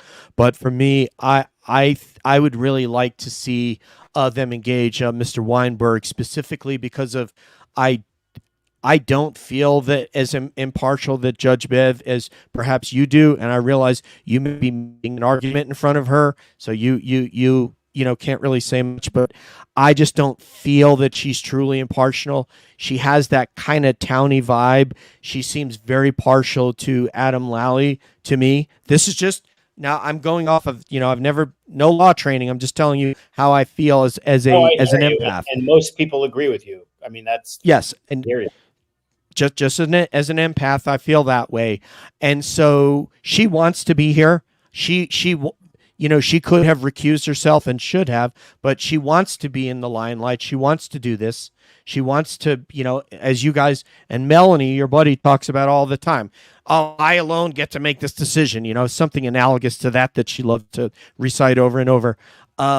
And I think that Mr. Weinberg would do a lot better, not only with Judge Bev. I would like to see him cross-examine those specific strategic witnesses, if not that, if you were going to have all three attorneys there and four, including Miss, I believe, I would want to see him because I think he's going to have more favor with Judge Bev. I don't think she likes Jackson. I think that's obvious. I don't think she likes Karen. That's a little bit too obvious. So that's what I would like to see. I would like to bring in Weinberg and use some of that Massachusetts love and respect towards the goal. Courtney, do you have anything before we... I was just going to pass to give someone else a little more time, Sure. But I completely agree with Peter. I think that there needs to be a whole new forensic analysis. And the other thing that I think is highly suspicious is all those witnesses that are all towing the line. You've got 11, I think, or maybe 12 that are all saying the same thing. And so I was hoping here towards the end that somebody was going to break and come across. I'm still kind of hoping for that because that's a lot of people to have either bought off, intimidated, without somebody breaking for the good. So that's can I add one Yep. other item that I Sure. don't think not everybody in our group and our roundtable is aware of? Going back to the original incident, the morning of 1/29/22, I saw the paper. I do not live in town anymore in Canton. And I bought into what I should have bought into, which was the law enforcement was telling the truth and that it happened according to the newspaper and whatever you saw on the major stations. I lived with that from somewhere around the 1st of February of 22. I bought into it and I slept on it every night, believing it. And then in April of 23, autopsy pictures started to come out. Aiden cracked the walnut open. Broke his story, and there was a Boston police officer who's a good friend of mine that lives nearby, and I spoke to him. I said, "What's going on at the water bubble? What do you hear, Boston PD?" He said, "Nobody's talking about anything." He said, "Are you watching Turtle Boy?" I said, "What the hell's that, a cartoon?" And I mean, that is honestly when I broke into. It was probably April 13th or something. I have it when I first. On my phone, I still have it. The date I contacted Dave Yanetti's office to tell him that I was a firsthand witness to Brian Wanless, who stated to me at the auto body shop he owned that he removed the taillight from the Lexus. I don't know how many of you knew that, but I went to him and several other police officers that I had worked with for over 20 years. And I said to them, look, I don't want to see you get jammed up in this. I got a bad feeling that there's going to be a lot of problems here. Other officers have said to me, they stayed so far away from that case, they weren't working that day, that they didn't even dare put their electronic fingerprint by opening the case in the computer. That's how wary they were of the story that was being told, or maybe what they had been told behind the scenes. And the point I'm making is I'll tell you the quick story. I went to a shop one day in April of 23, and I said, "Hey, Brian, I just want to reiterate, I'm here to help you. Let me know, whatever you need. If there's problems, you want to talk about it. I don't want to see you get jammed up." He said, "No," he said, "I'm fine. The only thing I did was took the tail light out because they couldn't do it." I said, "What?" I said, "Did you do a chain of custody? Did you do a supplemental report? Did you sign any documents? Did they take pictures? Did you take pictures?" I don't know what they did, meaning they didn't do anything. And my understanding is he doesn't show on any of the reports, doesn't show on any of the continuity and chain of custodies. What the hell did they have him take the taillight out for in the Canton Sallyport when it should have been done in a state police barracks? Isn't that a great question? And that? Yeah, and there is chatter on the street that there were comments made that there was only one crack in the taillight and one piece had imploded into the interior of the assembly. There were not 47 pieces in large fragments missing. That was from the Dighton officer that accompanied Proctor to seize the vehicle. He corroborated. Yeah, Sergeant Barrows from Dighton corroborated what I had heard through the Canton network, that taillight was not disintegrated or shattered. It had a crack in it with a piece inside of it. So from there, do the math and look at the Sallyport. Look at the people that were running around that Sallyport. That was a crime scene, protected crime scene, and it looked like a feeding frenzy in Chesapeake Bay. I mean, there were people everywhere, disappearing, vaporizing. It certainly leads you to believe that something was going on. No question about it. Also, I want to thank Mary Ellen Kay. I got you. S.A. Spinks, we're going to get you up there in Dewey. We're going to get all those comments up there, but we got to get through our next one, which is everybody. I just want to add one thing. Yes, sir. On that. Nurse Kim's got one. Yeah. Oh, sorry. I cut into Miss Kim. Go ahead, Kim. Yeah. Sorry, Mike. Let me just, okay. So I feel like this was almost a layup from Mark Bederow to me, because the day that Karen Reed, the jury came back with a hung jury, Nurse Kim went on TikTok and made a 5-point Karen Reed road to acquittal. Okay. And this is what we came up with. All right. This was let's hear Nurse Kim. So the first is we've got to back away from the third party culprit. We have to. Why? Because we are not Mass State Police, period. End of story. Right. It was Michael Proctor's job to find that out and to do his homework. He didn't do it. Number two was the Lexus and the key cycles. Guys, this is bigger than any of you realize, because the Lexus key cycles are what hinge on Trooper Paul's entire crash recreation, right? Is that he says that at key cycle 1162, that Karen Reed put her vehicle into reverse up to at 74% pedal pressure for 62 feet in reverse, right? Getting up to 24 miles an hour, and struck Officer O'Keefe in a side swipe, but somehow he's pirouetted and he ends up, in a location that does not exist. But if we could call a Lexus guy, I got a guy at Lexus Ira Danvers, okay? His name is Tony, and you call Tony, Tony will tell you that it is impossible that Mass State Police got the car and did the testing at key cycle 1164, and you're claiming that Karen Reed struck Officer O'Keefe at key cycle 1162. Can't, because it was driven multiple times after that, including to back to the 34 Verue, then to O'Keefe's house, then to her parents' house, and then getting it up on the tow truck. Correct. And then they took it off the tow truck. Exactly. So those are all other things. Third, crash daddies. You can't deny the science. You can't deny the physics. Period. We push on crash daddies and ARCA. 4, medical examiner bibs. This is where we get Dr. Scorty Bello and we say, hi, his Officer John O'Keefe's injuries were never consistent with a motor vehicle accident, especially not a low speed reverse MVA that you're being struck by a 7,000-pound vehicle and you don't have a bruise, you don't have a break, you don't have any injuries below your arm, right? Your right forearm, which we're not from a tail light, it doesn't bite. And number 5, this is the nail in the coffin. It was impossible that Officer John O'Keefe was struck at 12:32, which is the prosecutor's theory, right?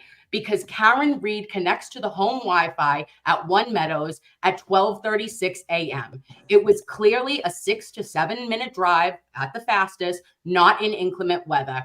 And that is how we win retrial. Nurse Kim, you need to be at the table. You need to be at the table right next to Attorney Jackson and Nettie. I've already asked to be an intern.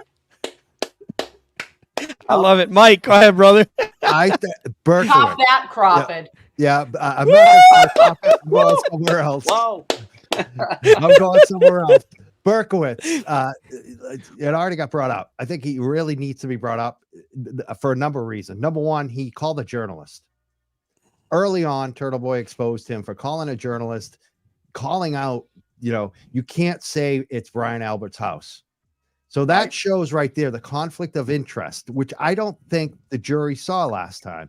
And I think they also have to go to that video of Berkowitz's retirement party and ask him, Berkowitz, did Brian Higgins tell the truth when he was on the stand? And he said he didn't make that statement about how Berkowitz is the guy you go to get rid of a body. Yeah. And I want to see them then bring up Helena Rafferty.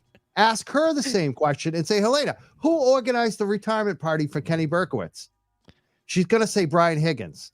Then I want them to play the video of Brian Higgins at the event getting acknowledged, but the video was removed. I want them to ask Helena Rafferty, did you ask the cable company, the cable community television, to remove that video? Then I want them to bring up on the stand the Canton community. Do you see what I'm saying? So there's a lot of things that have gone on in Canton between Berkowitz, Higgins, and Brian Albert. They're all buddies, and I don't think the jury understood that, and I don't think the defense made the case, and it's so clearly there. The documentation's already there. They need to ask these people and put them on the stand. 100%. And there was also, I believe, just to add to that, Mike, I believe in that inverted mirrored video that we all participated watching. I believe it showed a female police officer with a ponytail walk up along the side of the car that the taillight would have been damaged on and got about halfway back and made a 90-degree turn or 180-degree turn, pirouette, and scampered away for some reason. We got to find out. You want to know who that is? Ask them who's that. Ask Helena. Who is that? Who's that in that video? That?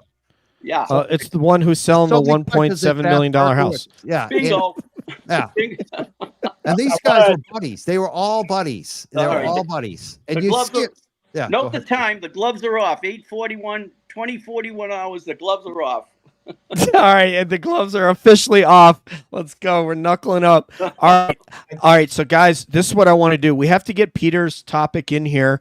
I want to do this in pretty quick because I want to get you guys here in by 18 minutes. I also want to read some of the folks that have a chat, the super chats. They've been very, very kind and very generous. And thank you. Mike's been streaming it on his channel. Thank you. And I appreciate everybody's kindness. It's going to help us pay for StreamYard. Also, we're going to vote on best Massachusetts accent of all the content creators. I've already selected somebody. I'm going to announce who has the best Massachusetts accent. But we're going to save that for the end when we say goodbye. Give it away, but it's obviously Nurse Kim. Real quick. Oh, man, Mark! I do want to discuss the lawyer thing that we talked about. Yes, sir. We're going to get to it because I also have don't let us leave here talking about whether you could make an argument. You believe you could argue that there's been a Brady violation relative to the inverted video. So those are two things we got to get with Mark on that. So let's take Peter's question and let's be succinct and brief in our answers. Go ahead, Peter. Whatever your topic is, if you have one. Yeah, my topic was pretty much my field of expertise, which is collectively, what is everybody's assessment of what happened after the first arrival of the police department, Canton Police, on the crime scene that morning, and up until what appears to be a 9 o'clock visit by Officer Lank going into the house and then abandoning the crime scene. What is everybody's take on that? Do they believe that is, is that something that happened inadvertently, or was that by design? And who's going to be held accountable for all this? In other words, if they had done a thorough investigation, and I guess I'll throw this in everybody's direction, had they done a thorough investigation between the time they arrived at 6 o'clock and perhaps 8 o'clock, they could have found out a lot of information, talked to a lot of people more than they did. And that whole case, we might not even be having this conversation right now.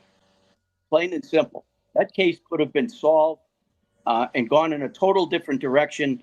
Was there a probable cause to seize that car before Proctor had even seen it or been to the crime scene? He called for a tow truck at 1500 out, 3 o'clock in the afternoon. He hadn't even been at the house or seen the car yet. Never mind the taillight. I mean, I don't know. I just, there's so much there in that first hour and a half, 2 hours. I just wonder if, when you're talking about what more the defense can do in the next trial, if there is one, if the feds aren't here already, that, I guess that's out there. That's where I hang my hat. All right, so we'll go quick hitter style on this, so I could try to get you guys out of here in 15 minutes. My personal opinion, you've already heard me. I'm not to be as graceful and charitable as my co-creator of the show, Nathan, would be.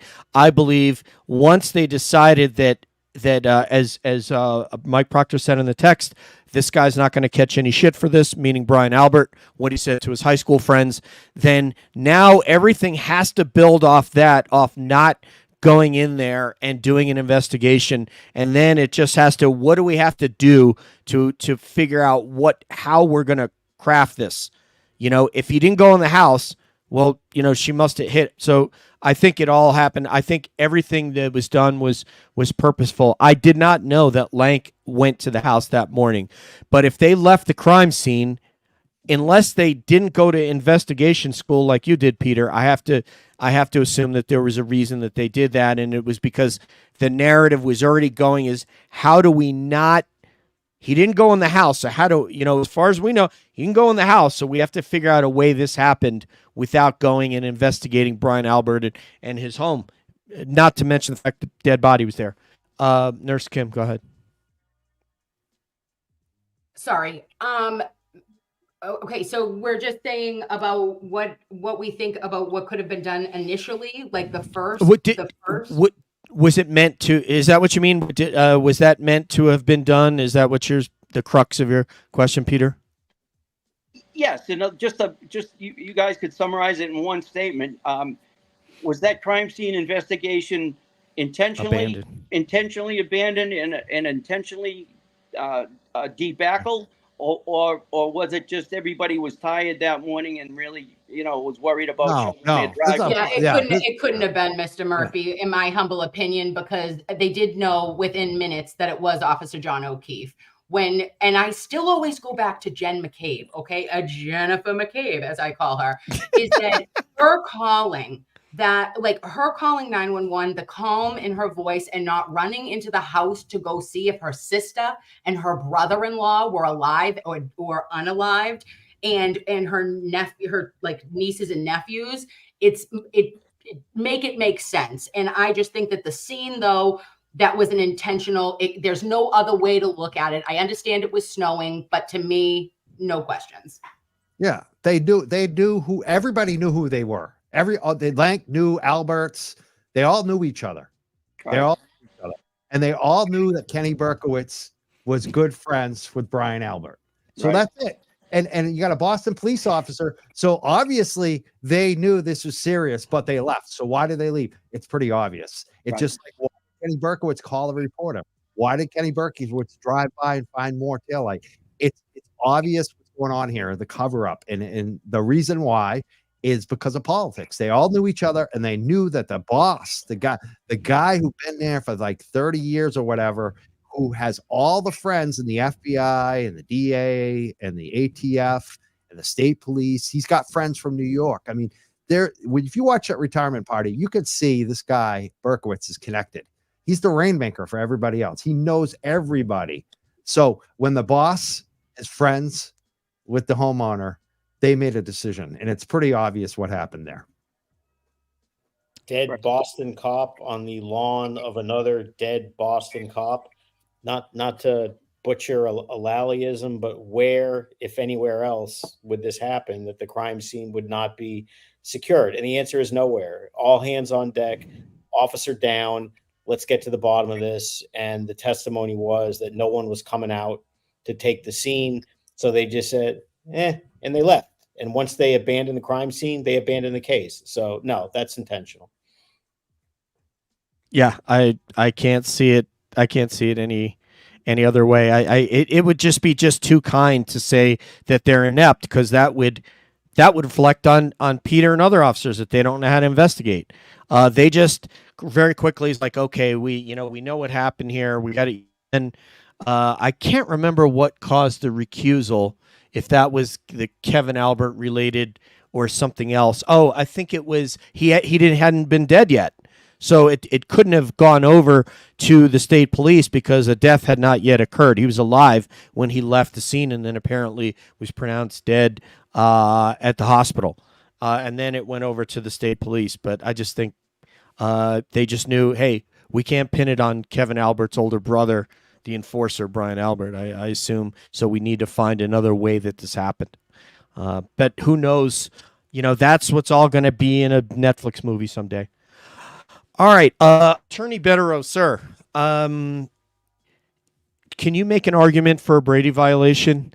Do you think off of that manipulated Sally Port video, do you think there's a cogent argument there that would have legal standing? Well, yeah, I think you have that as well as a flagrant discovery violation. This thing was turned over, even if it was legitimate, in the middle of trial, and left the defense with nothing to do other than, by the seat of their pants, very effectively, as it were, cross-examine Buchanan about it and twist him into a knot, and he'll get hurt at a retrial on that with more thought. But obviously, a video that appears to have been tampered with in some capacity, that appears to flip the image such that the important taillight is no longer in view. That also, by flipping the image, takes Michael Proctor out of view in that area of the taillight, and video that appears to show people coming and going. It's like a Harry Potter movie, apparating in and apparating out. Is that favorable to the defense in a case where their whole theory is that this is a cover-up and a frame job? Unequivocally, yes. So, it is certainly Brady material that there ought to be issues, and I think they will file motions and seek sanctions if it's appropriate. But it also extends to, ethically, did the prosecutor knowingly offer false evidence, which is a serious problem? Did Buchanan testify falsely, intentionally, which, we call that perjury in this business? His direct examination was very different than his cross-examination once it became clear that video was inverted. He started forgetting who was who did what's going on.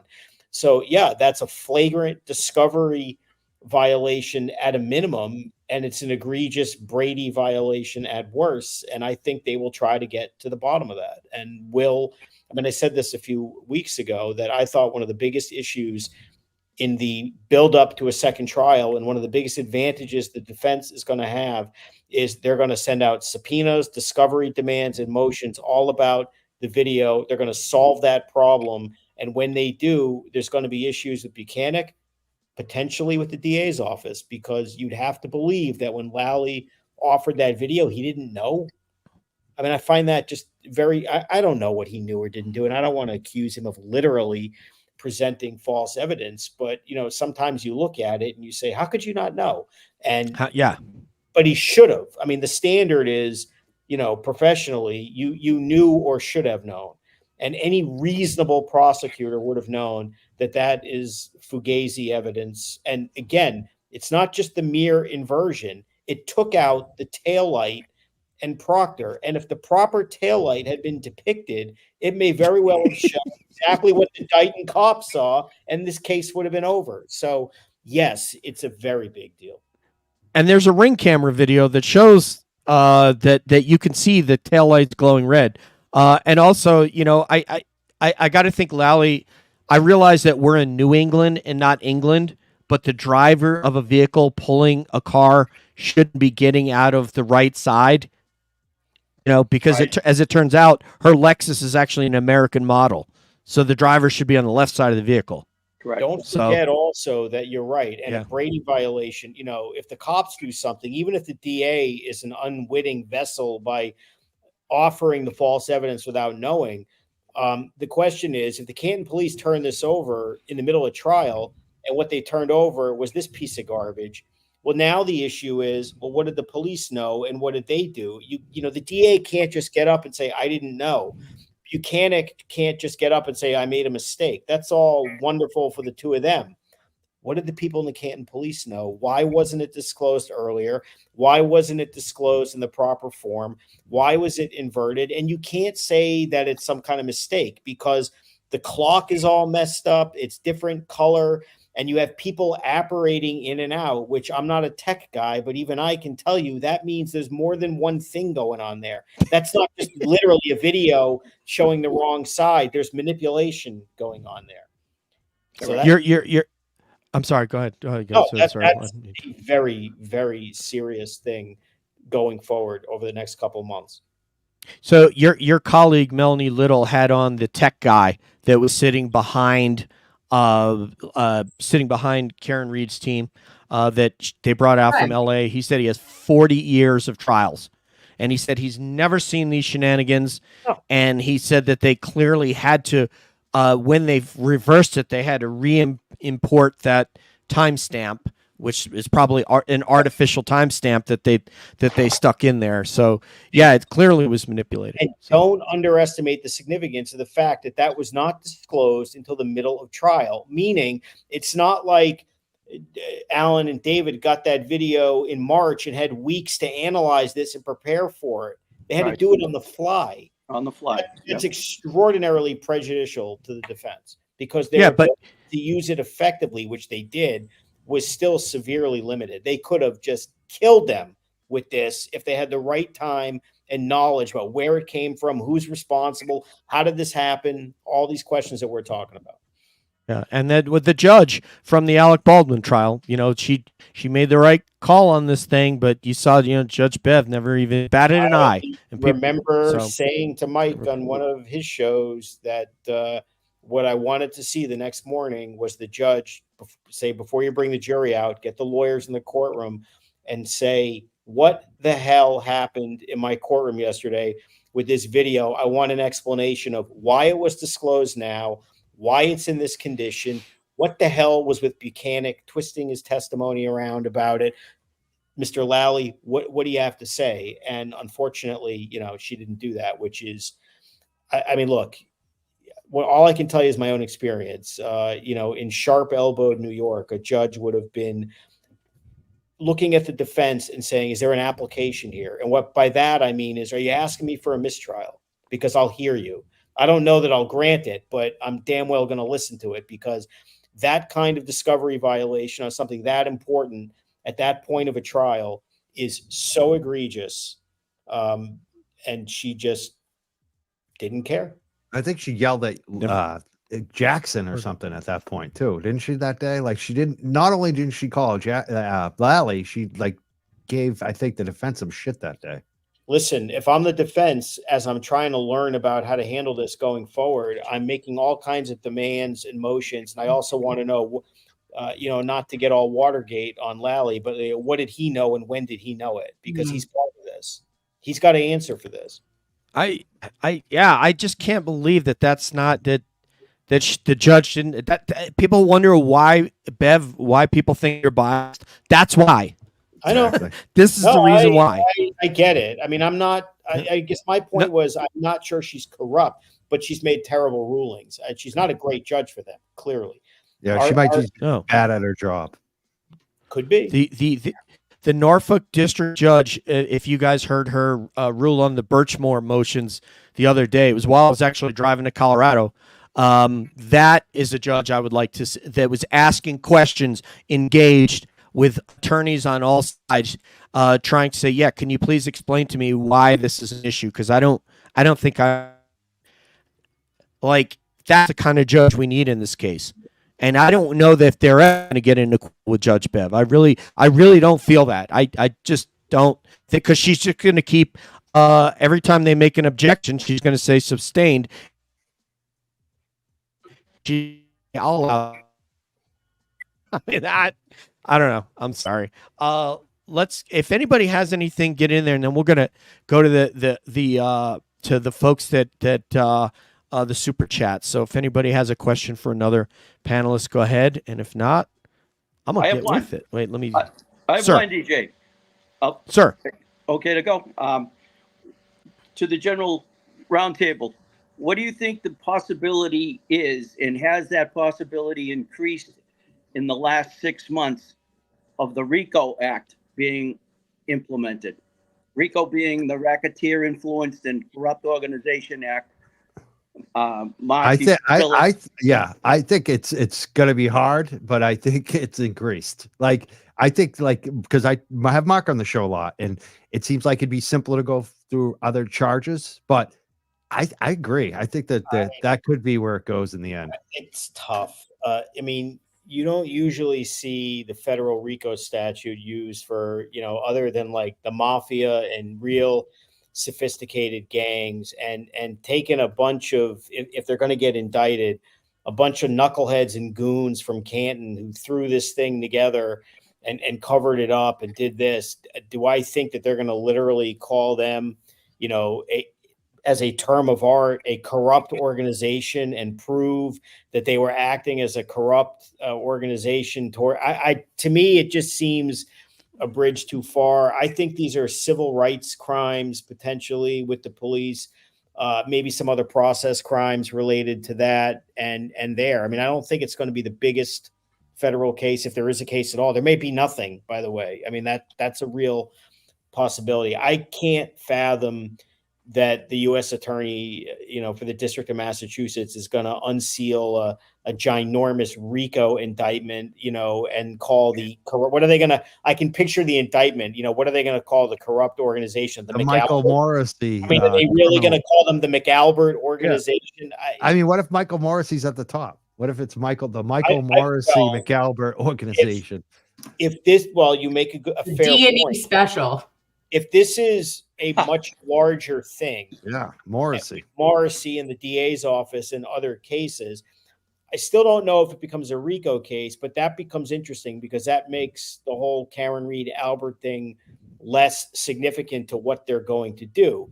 But of course, if they were to indict Morrissey, then the Karen Reed case is over anyway, even if the indictment has nothing to do. See, I think that's where it's going. I think that's the holdup too. It's like, this is not a simple case. That's why I think it's being held up. I mean, look, people have said, and I have no opinion on this because I don't know, but I mean, I've heard people say in a factual sense that the feds tap Morrissey's phone. Now, to get what they call a Title III wiretap application, you have to jump through hurdles like you can't believe.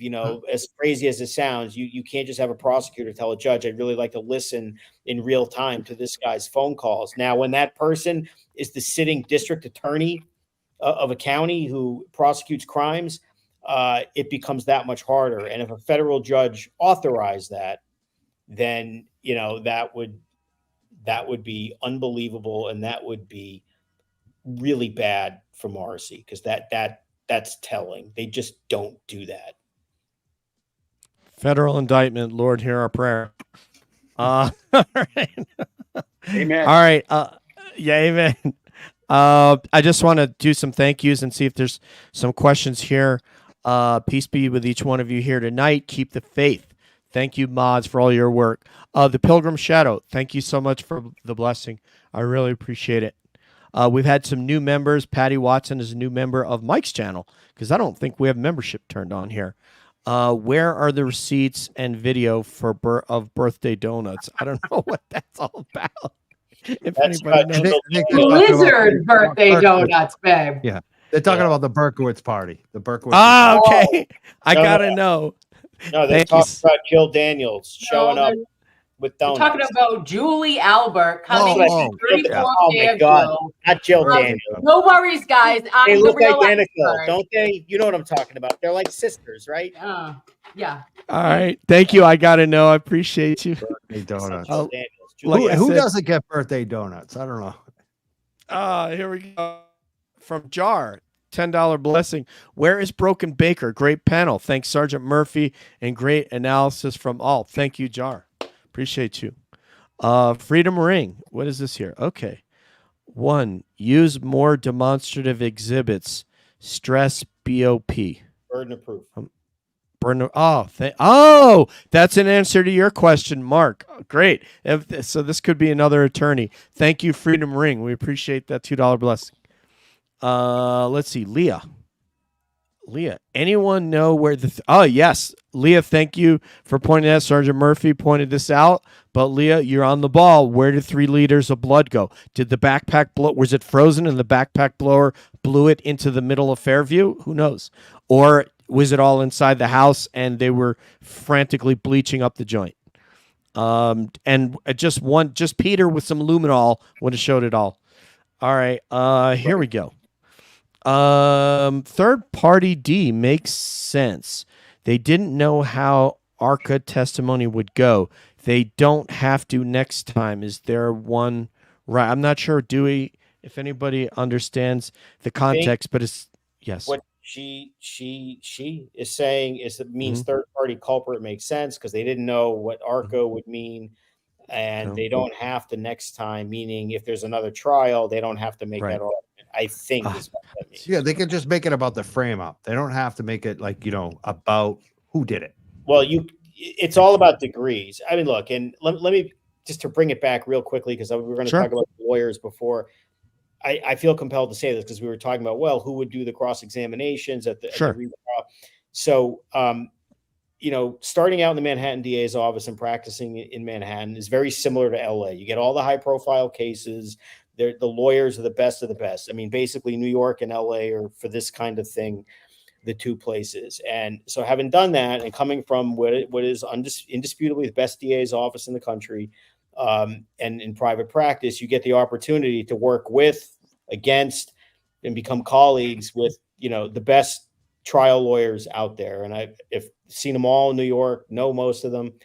And I can tell you, watching Alan Jackson, indisputably, he's at the top of that list. Okay.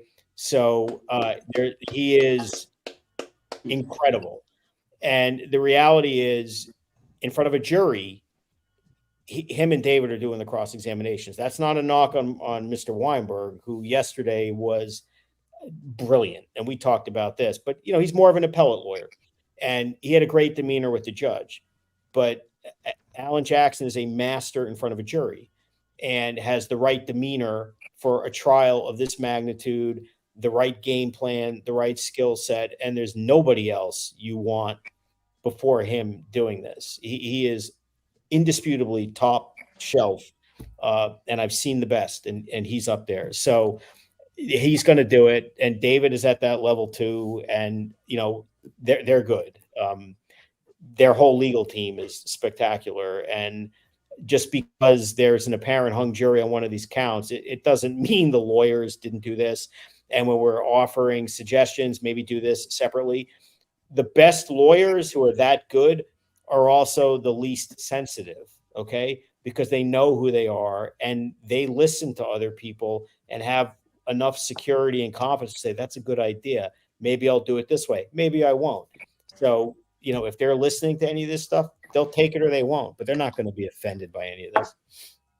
Okay. So basically I'm off on that then, as far as me thinking Attorney Weinberg would be good for at least some of the witnesses. You would. Oh no, he would be great. No, this is all pick your poison. You're picking at a high level. What I'm saying is that Alan Jackson is like among the best that's out there. And they're good with him doing whatever they need him to do. Certainly in cross-examination of witnesses. Now, they brought in Mr. Weinberg because he's an appellate expert and the best of the best at that in an issue which is all a legal issue, and of course, which Alan and David potentially could be witnesses at a hearing. Right. So that made perfect sense. But when you have Alan Jackson as the trial lawyer, and when he's willing to stay, which of course he is, you keep him. Yeah. It just seems like she stifled him when he tries to cross-examine and Doesn't really like she doesn't like him. Yeah, No, just you're right. that's what it seems like. So yeah, totally. Okay. And she doesn't like Karen Reed, and she has respect for Martin Weinberg, obviously. But ultimately, it's the jury that you have to deal with, and the reality is Karen has two titans who know what they're doing, in Alan and David, and you go right back with them. They recharge the battery. They have 6 months to fine tune, recalibrate, reorganize, rethink, and then they do it. And then they're just going to destroy them at a retrial if it happens. And that's what you do. Yeah, I'd just like to add, Mark, I think, just to jump on what you just said, piggyback on it, I don't think anybody at this roundtable, and just so the audience knows, that when we said what would we like to have seen the defense do, I don't think it wasn't intended that we were criticizing the defense in any way or fashion. I think anything they did was strategic. I don't think they left anything out that they didn't intend to leave out. And it's just that my opinion was I would have liked to have had somebody talk about the three leaders, but and obviously they didn't get a chance to really bring in the Sally Port stuff because it was thrown at them in the ninth inning. But I think they did a tremendous job. I wouldn't hesitate for a second to call them, for anybody, or myself included, if I got jammed up or framed. That's the best compliment you could say when it comes from people like us. If I got jammed up, and on my very short list of calls would be him. Okay. If I could afford it, if I could afford them, that would be the only thing that would come into play on that. Alan Jackson. I mean, come on, how much do you think he's charged? He is top shelf. That's it. I assure you a lot. And again, we can have these conversations about New York and LA rates. It's bad. It's bad. It's bad. We get Melanie Little discount, man. So. That's why, you get all serious for a minute. You feel terrible about what's happening to Karen Reed. You can't fathom what her legal fees are. Whatever you think they are, they're $5 million. Yeah. Because you have expenses. You do have out-of-town lawyers who have to live across the country in hotels and eat and do this for months at a time and travel. And it's insane what her legal fees we're all froze. 4 lawyers, and it's but what are you going to do? You got to clear your name. Nope, nobody cares about that though. On no one that's trying to frame her, Jen McCabe isn't thinking about that. That this woman, you have, I don't want to say you've ruined her life, but she has to build her entire adulthood over again, starting with work, with this beautiful home that she has to sell. I would love to have a home. She has to rebuild all of that as a result of these allegations, but they don't care. The famous quote is, and I remember when we had our FBI agent was acquitted or the case was dismissed, he made the famous statement that someone else had said, where do I go to get my reputation back?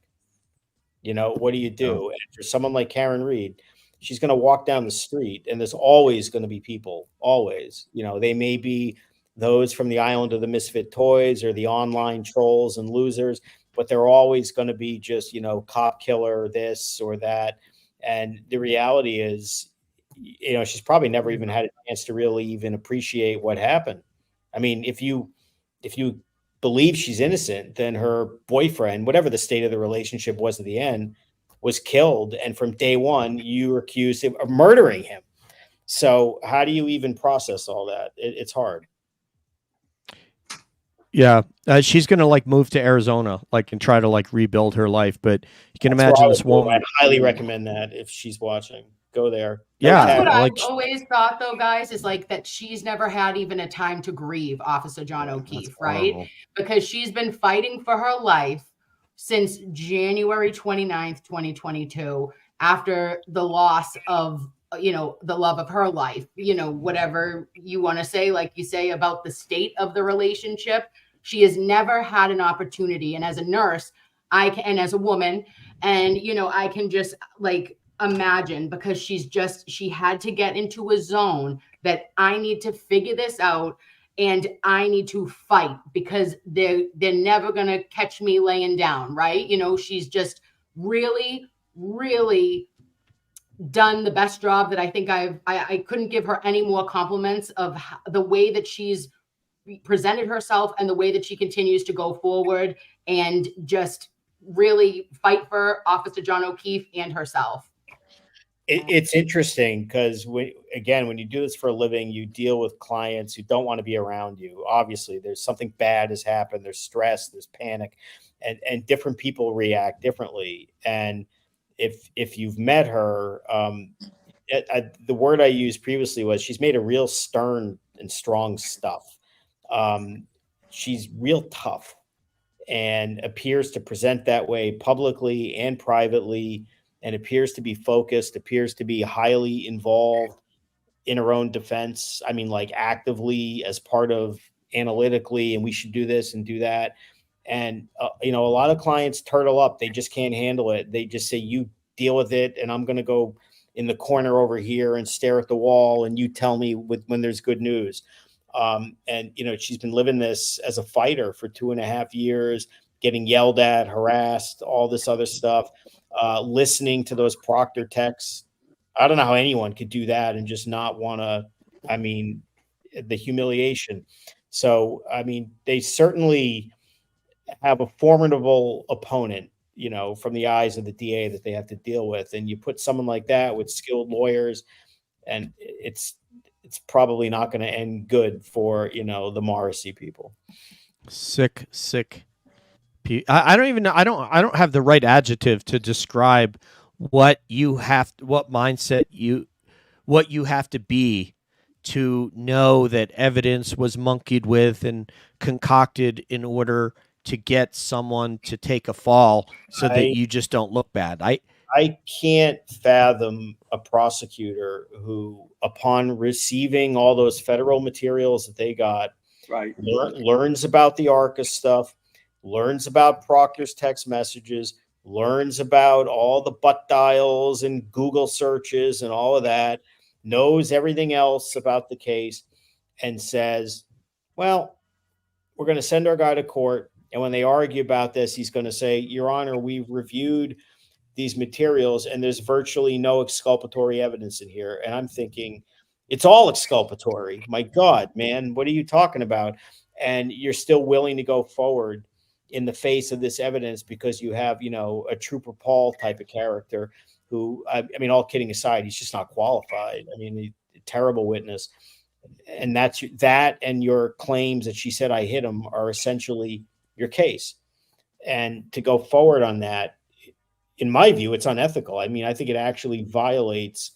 There is an ethical rule in Massachusetts, and they're all the same in every state, that there are, it's titled Special Responsibilities of a Prosecutor. I think it's 3.8 if anyone wants to look, but I forget. But it actually says it, you cannot proceed if you don't have probable cause, which of course makes sense to everyone. But it's actually unethical to be a prosecutor and attempt to prosecute someone knowing, or what you reasonably should know, is a lack of probable cause. And when they got the ARCA stuff, I don't know how, in good faith at that point, never mind proof beyond a reasonable doubt, I don't know how they could have ever thought they had probable cause to believe she's guilty in light of what those guys were saying and what they knew that meant vis-a-vis the taillight. Then it was probably put there, which matches all the other evidence that they had about, these guys. It's mind-boggling. And this is not a Massachusetts problem. If you go look at New York, Brooklyn DA's office detective Louis Scarcella. The New York City has paid out like $110 million in lawsuits, but it was a DA in Brooklyn who found out off of one case from Louis Scarcella of I can't remember what his last name is, but David Randa. The David Randa case. Ranta. David Ranta. Yeah, broke that case open, and now all of Scarcella's cases are going. The dirty 30 precinct in the Bronx. There's a whole. That was in Manhattan. That was actually in Manhattan. The 30th precinct's in Harlem. It was in Manhattan, okay, but there's also there's another precinct that had the same thing other than the dirty 30. So this is not unique to Massachusetts, and I don't want people to think it is, but look at the Pinellas County Sheriff. Just the other day, he said they arrested one of their detectives who was helping facilitate drug dealers. But he stood up on the podium and he owned up to it and said, "We arrested the guy. And we're going to figure out all the people, whomever else was culpable in this." That's the problem, is what's not happening. But Dan, I've you guys for 2 hours. I will read the super chats after you guys leave, because I am, and Calling All Beings is extremely grateful for your time, all of you.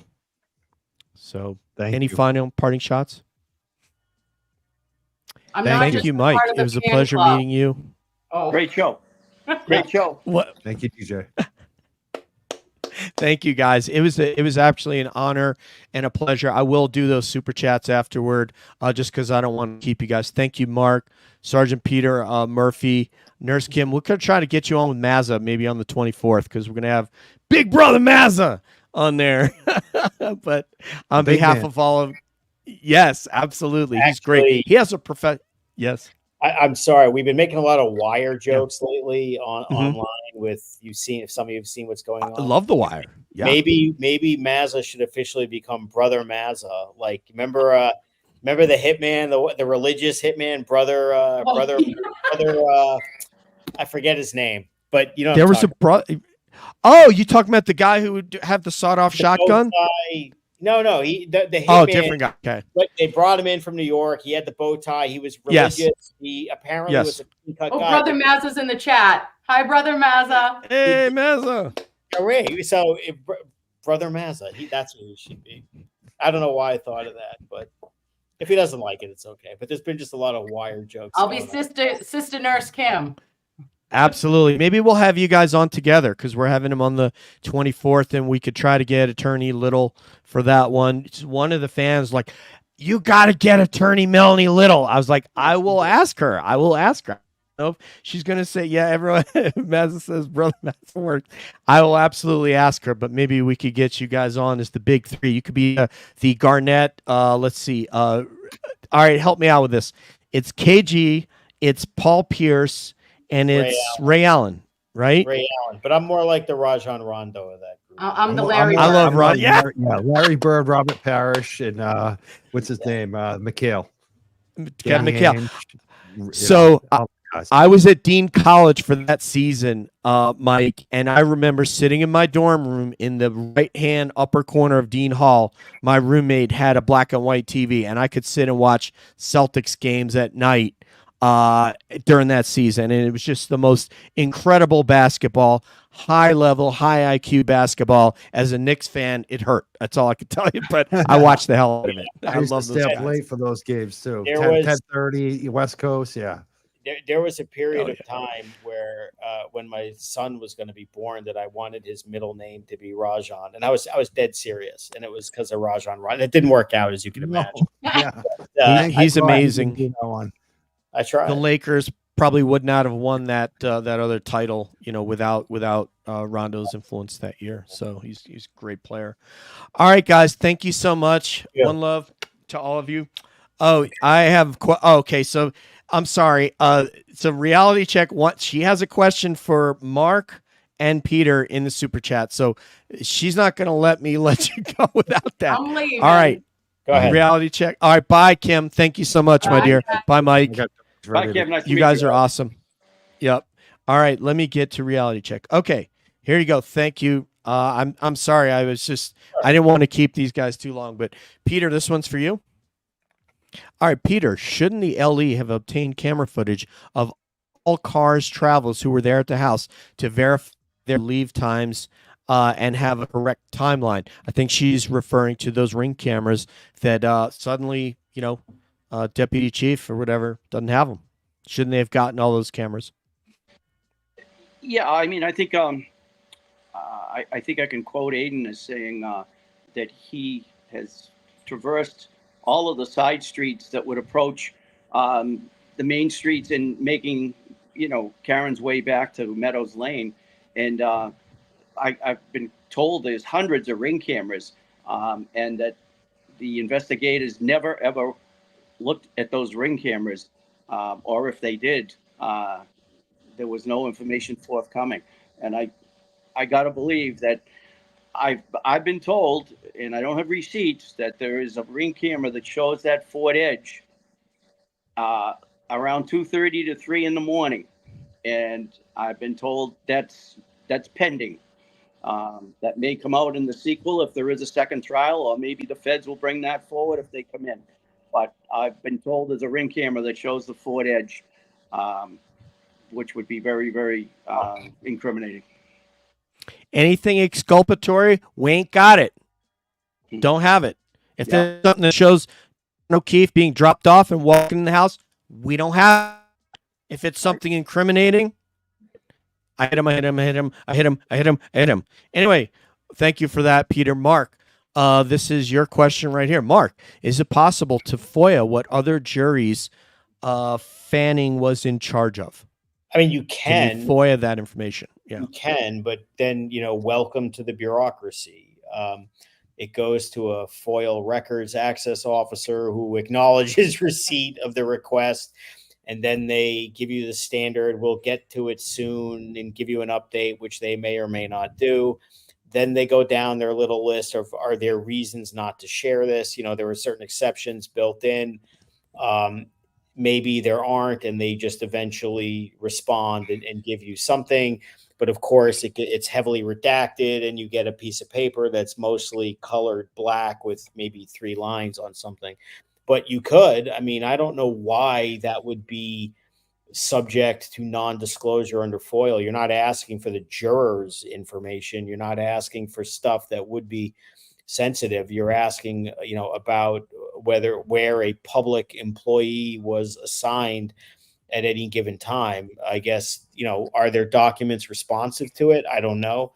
But yeah, that's a request you should make. I'm not sure why they wouldn't have to disclose that if the records exist. There's no end to people trying to put their finger on this. There's no reason that guy should be there, even at his rank. There's no reason he should be there interacting with the jury when he has colleagues that are witnesses. It's just, I can't believe that people like Kevin can't see this. It's so obvious. Every single thing they're trying to do to manipulate this that they can do, including what's going to come up about these that Aiden reported this week about those 2 jurors getting bounced that appear to be pro Karen Reed or appear to be disgusted with Proctor's testimony. And then you have this guy potentially saying, yeah, we got to get rid of her. They just don't have any shame and don't realize that intelligent people see this game. You're not fooling us. I know you might think so. You might think we're really dumb, and there are some of the people, but that's not us. Yeah, I don't know what he did or didn't do, but I can certainly agree with you at a minimum that a guy who is the supervisor of the Norfolk County DA's office state police contingent, their homicide unit, and who directly supervises Tully, Buchanan, and Proctor, is copied on some of the text messages and all of that. I said this last night somewhere else. The only time that he should ever be anywhere near the jury is if he's under oath in the box answering questions from the lawyers. Other than that, he has no business being near anyone in that case. There's no legitimate reason for him to be there other than being a witness. Having said that, I don't know what he did or didn't do. I don't know, but the report itself was disturbing for sure. Can I jump in for 1 second here? Please, sir. Yes. All over it. I don't know how familiar both of you gentlemen are with the Sandra Birchmore case. Not that much. Okay. Tracking it. Okay. So I'm just going to touch on it. But the Sandra Birchmore case goes directly to, again, more police corruption, and it happened to be in the town of Stoughton. There were several police officers in the town of Stoughton, which is adjacent to Canton, that had a inappropriate relationship with a young girl, took advantage of her, and allegedly one of the officers fathered a child or was going to father a child, got her pregnant, and is now the suspect of an investigation that was ruled, and here's the story. The investigation was ruled a suicide, and it was investigated by the Canton police in Canton because that's where her apartment was. And I was told by several law enforcement officers that there's no way that that was a suicide. And my understanding now is that it's been grabbed and put into the Attorney General's hands from the DA's office. And Fanning was a lead investigator, I guess, in it. And it's now been ruled a homicide. Have you guys been apprised of that other than just now? I did not know that. I only knew that Dr. Bodden Right. said that it was a homicide. I did not know it's been ruled a homicide. That is huge, huge news. Wow. For Sandra Birchmore. Right. Thank you. And there could be the nexus, gentlemen, between or why there may have been a federal investigation and wiretaps possibly going through Morrissey's office in advance of the Reed case. Right. And there was also another case that went before this, Mark. It was Senator Brian Joyce. Brian Joyce was all jammed up with extortion and money laundering and all racketeering, I think. And he suspiciously died, I guess, in a suicide act himself, and never went to trial. I mean, it just seems like the spokes of the wheel radiate out, but they all connect to the same tire. Why would Fanning, just a question, why would Fanning, who was a Stoughton police officer for a number of years, Be on that. became a state trooper and assigned to the death investigation where the Stoughton police could be prime suspect? Should be prime suspects. Why would the state police be investigating a journalist in a case where the DA recused themselves and where two state troopers are alleged victims, and yet they're still investigating the case and trying to interview witnesses? It makes no sense. But, again, the way the state police, the Norfolk branch, if you will, of the DA's office and the state police, the way they do things, it's Chinatown. It's just, they don't believe in ethics. There's just no ethics. How we do it. And, to your point earlier, it's kind of the same thing the judge said when they were fighting over the verdict sheet, if you recall. She's like, this is how we do it in Massachusetts. It's just, forget it, Jake. It's Chinatown. Don't come in here and tell us, how we do things. It's how we do it. And that's not good. No. Yeah. It's very, they really just need to blow that up, because you just have to have ethics. I mean, you can't even, I've been in government, for 30 years. You can't even give your boss over a $10 Christmas gift. I mean, just because of appearances. And now these cops are donating to Morrissey's, to Morrissey's reelection campaign. I mean, it's and absurd. The prosecutors, too. It's insane. Yeah. Yeah, Lally. I'm going to give him, my boss money for his reelection. I mean, that's horrible. I mean, that just is such a red flag for either corruption or the appearance of corruption, that you're literally stuffing money, even small amounts, into the pockets of your boss, who essentially runs unopposed anyway. It's a loyalty test. I need to know you're with me. Are you kicking up? Are you on the team? Right. It's just, there's no need for that. And lawyers should not be donating to their public boss. That's crazy. And the same with the state police guys. And does that influence Morrissey about why he makes ridiculous public statements about, at the time, Proctor didn't know anyone, or these are all good people, and all these other ridiculous things that he says? You can't help but wonder, with how close are they, and whether it's politically, personally, and it's just one big apparent cesspool, the way people look at it, and the contributions just make that worse. Yeah, well, I've had two people, I'll end with this, or at least I'll add this. Yeah. I've had two people come to me in the last couple of weeks from two different venues that said they bumped into DA Morrissey, and one of the contacts was made, I guess, with Tully as well, at a bar, and they brought up, Tully and Morrissey brought up the conversation about, what do you think about the Karen Reed trial? And where are you from? What county? No, I don't live in Norfolk County. Oh, well, what do you think? You'd be a good source to sound from. I think she's innocent. Oh, well, no, she's guilty. Can I buy you a drink? It gets better. It gets better. Supposedly, recently, a conversation took place and he indicated, Morrissey, that same type of sounding, little cursory, hi, where are you from? Blah, blah, blah. You must know who I am. What do you think about the case? Well, she's innocent. Really? No, she's guilty, and you'll see. Yeah. He didn't know who these people were. I mean, this was just street talk.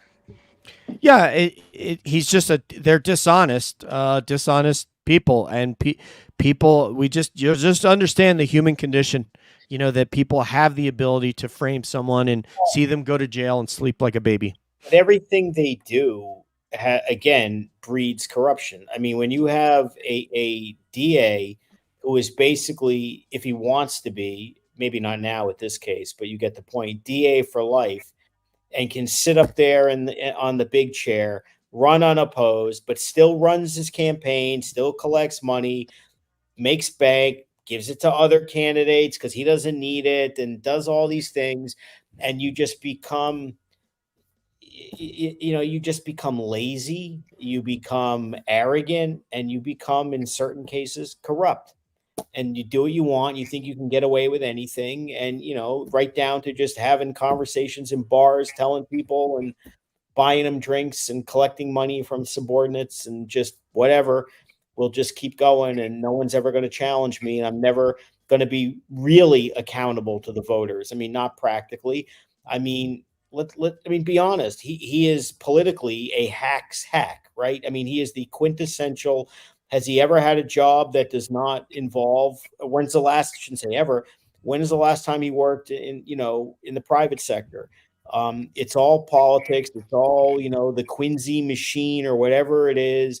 And he's a delegate for all the national. It's all politics. And when the DA's office is all about politics, that's not a good sign, because it ought to be about justice. I think we'll end it there, gentlemen. I can't thank you enough for your time. Peter, meeting you, now Mark, meeting you. And it was an honor to have you on Calling All Beings TCU. And I look forward to inviting you both back again. Sure. So thank you. I appreciate it. It was great. I met Mark a couple of weeks ago up in Dedham when he came up with Melanie. And it was great to see him, great to meet him. And I would like to just offer, I'd like to exchange offline here at some point through either DJ or whatever, just a way to communicate with everybody that was at the round table tonight via text or email or something. So we'll leave it at that request. Yep. Excellent. I can send you, Mark, I've got yours, and I can send Peter, I can share that. I don't have Nurse Kim nor Mike, but I'm sure they would share it with you, but I can definitely get you Mark. Thank you. And on behalf of all of Calling All Beings, all the people in the chat, and everybody, we say thank you very much. We do. All right. Have Take a good care, one. guys. Take care. Stay safe. Bye.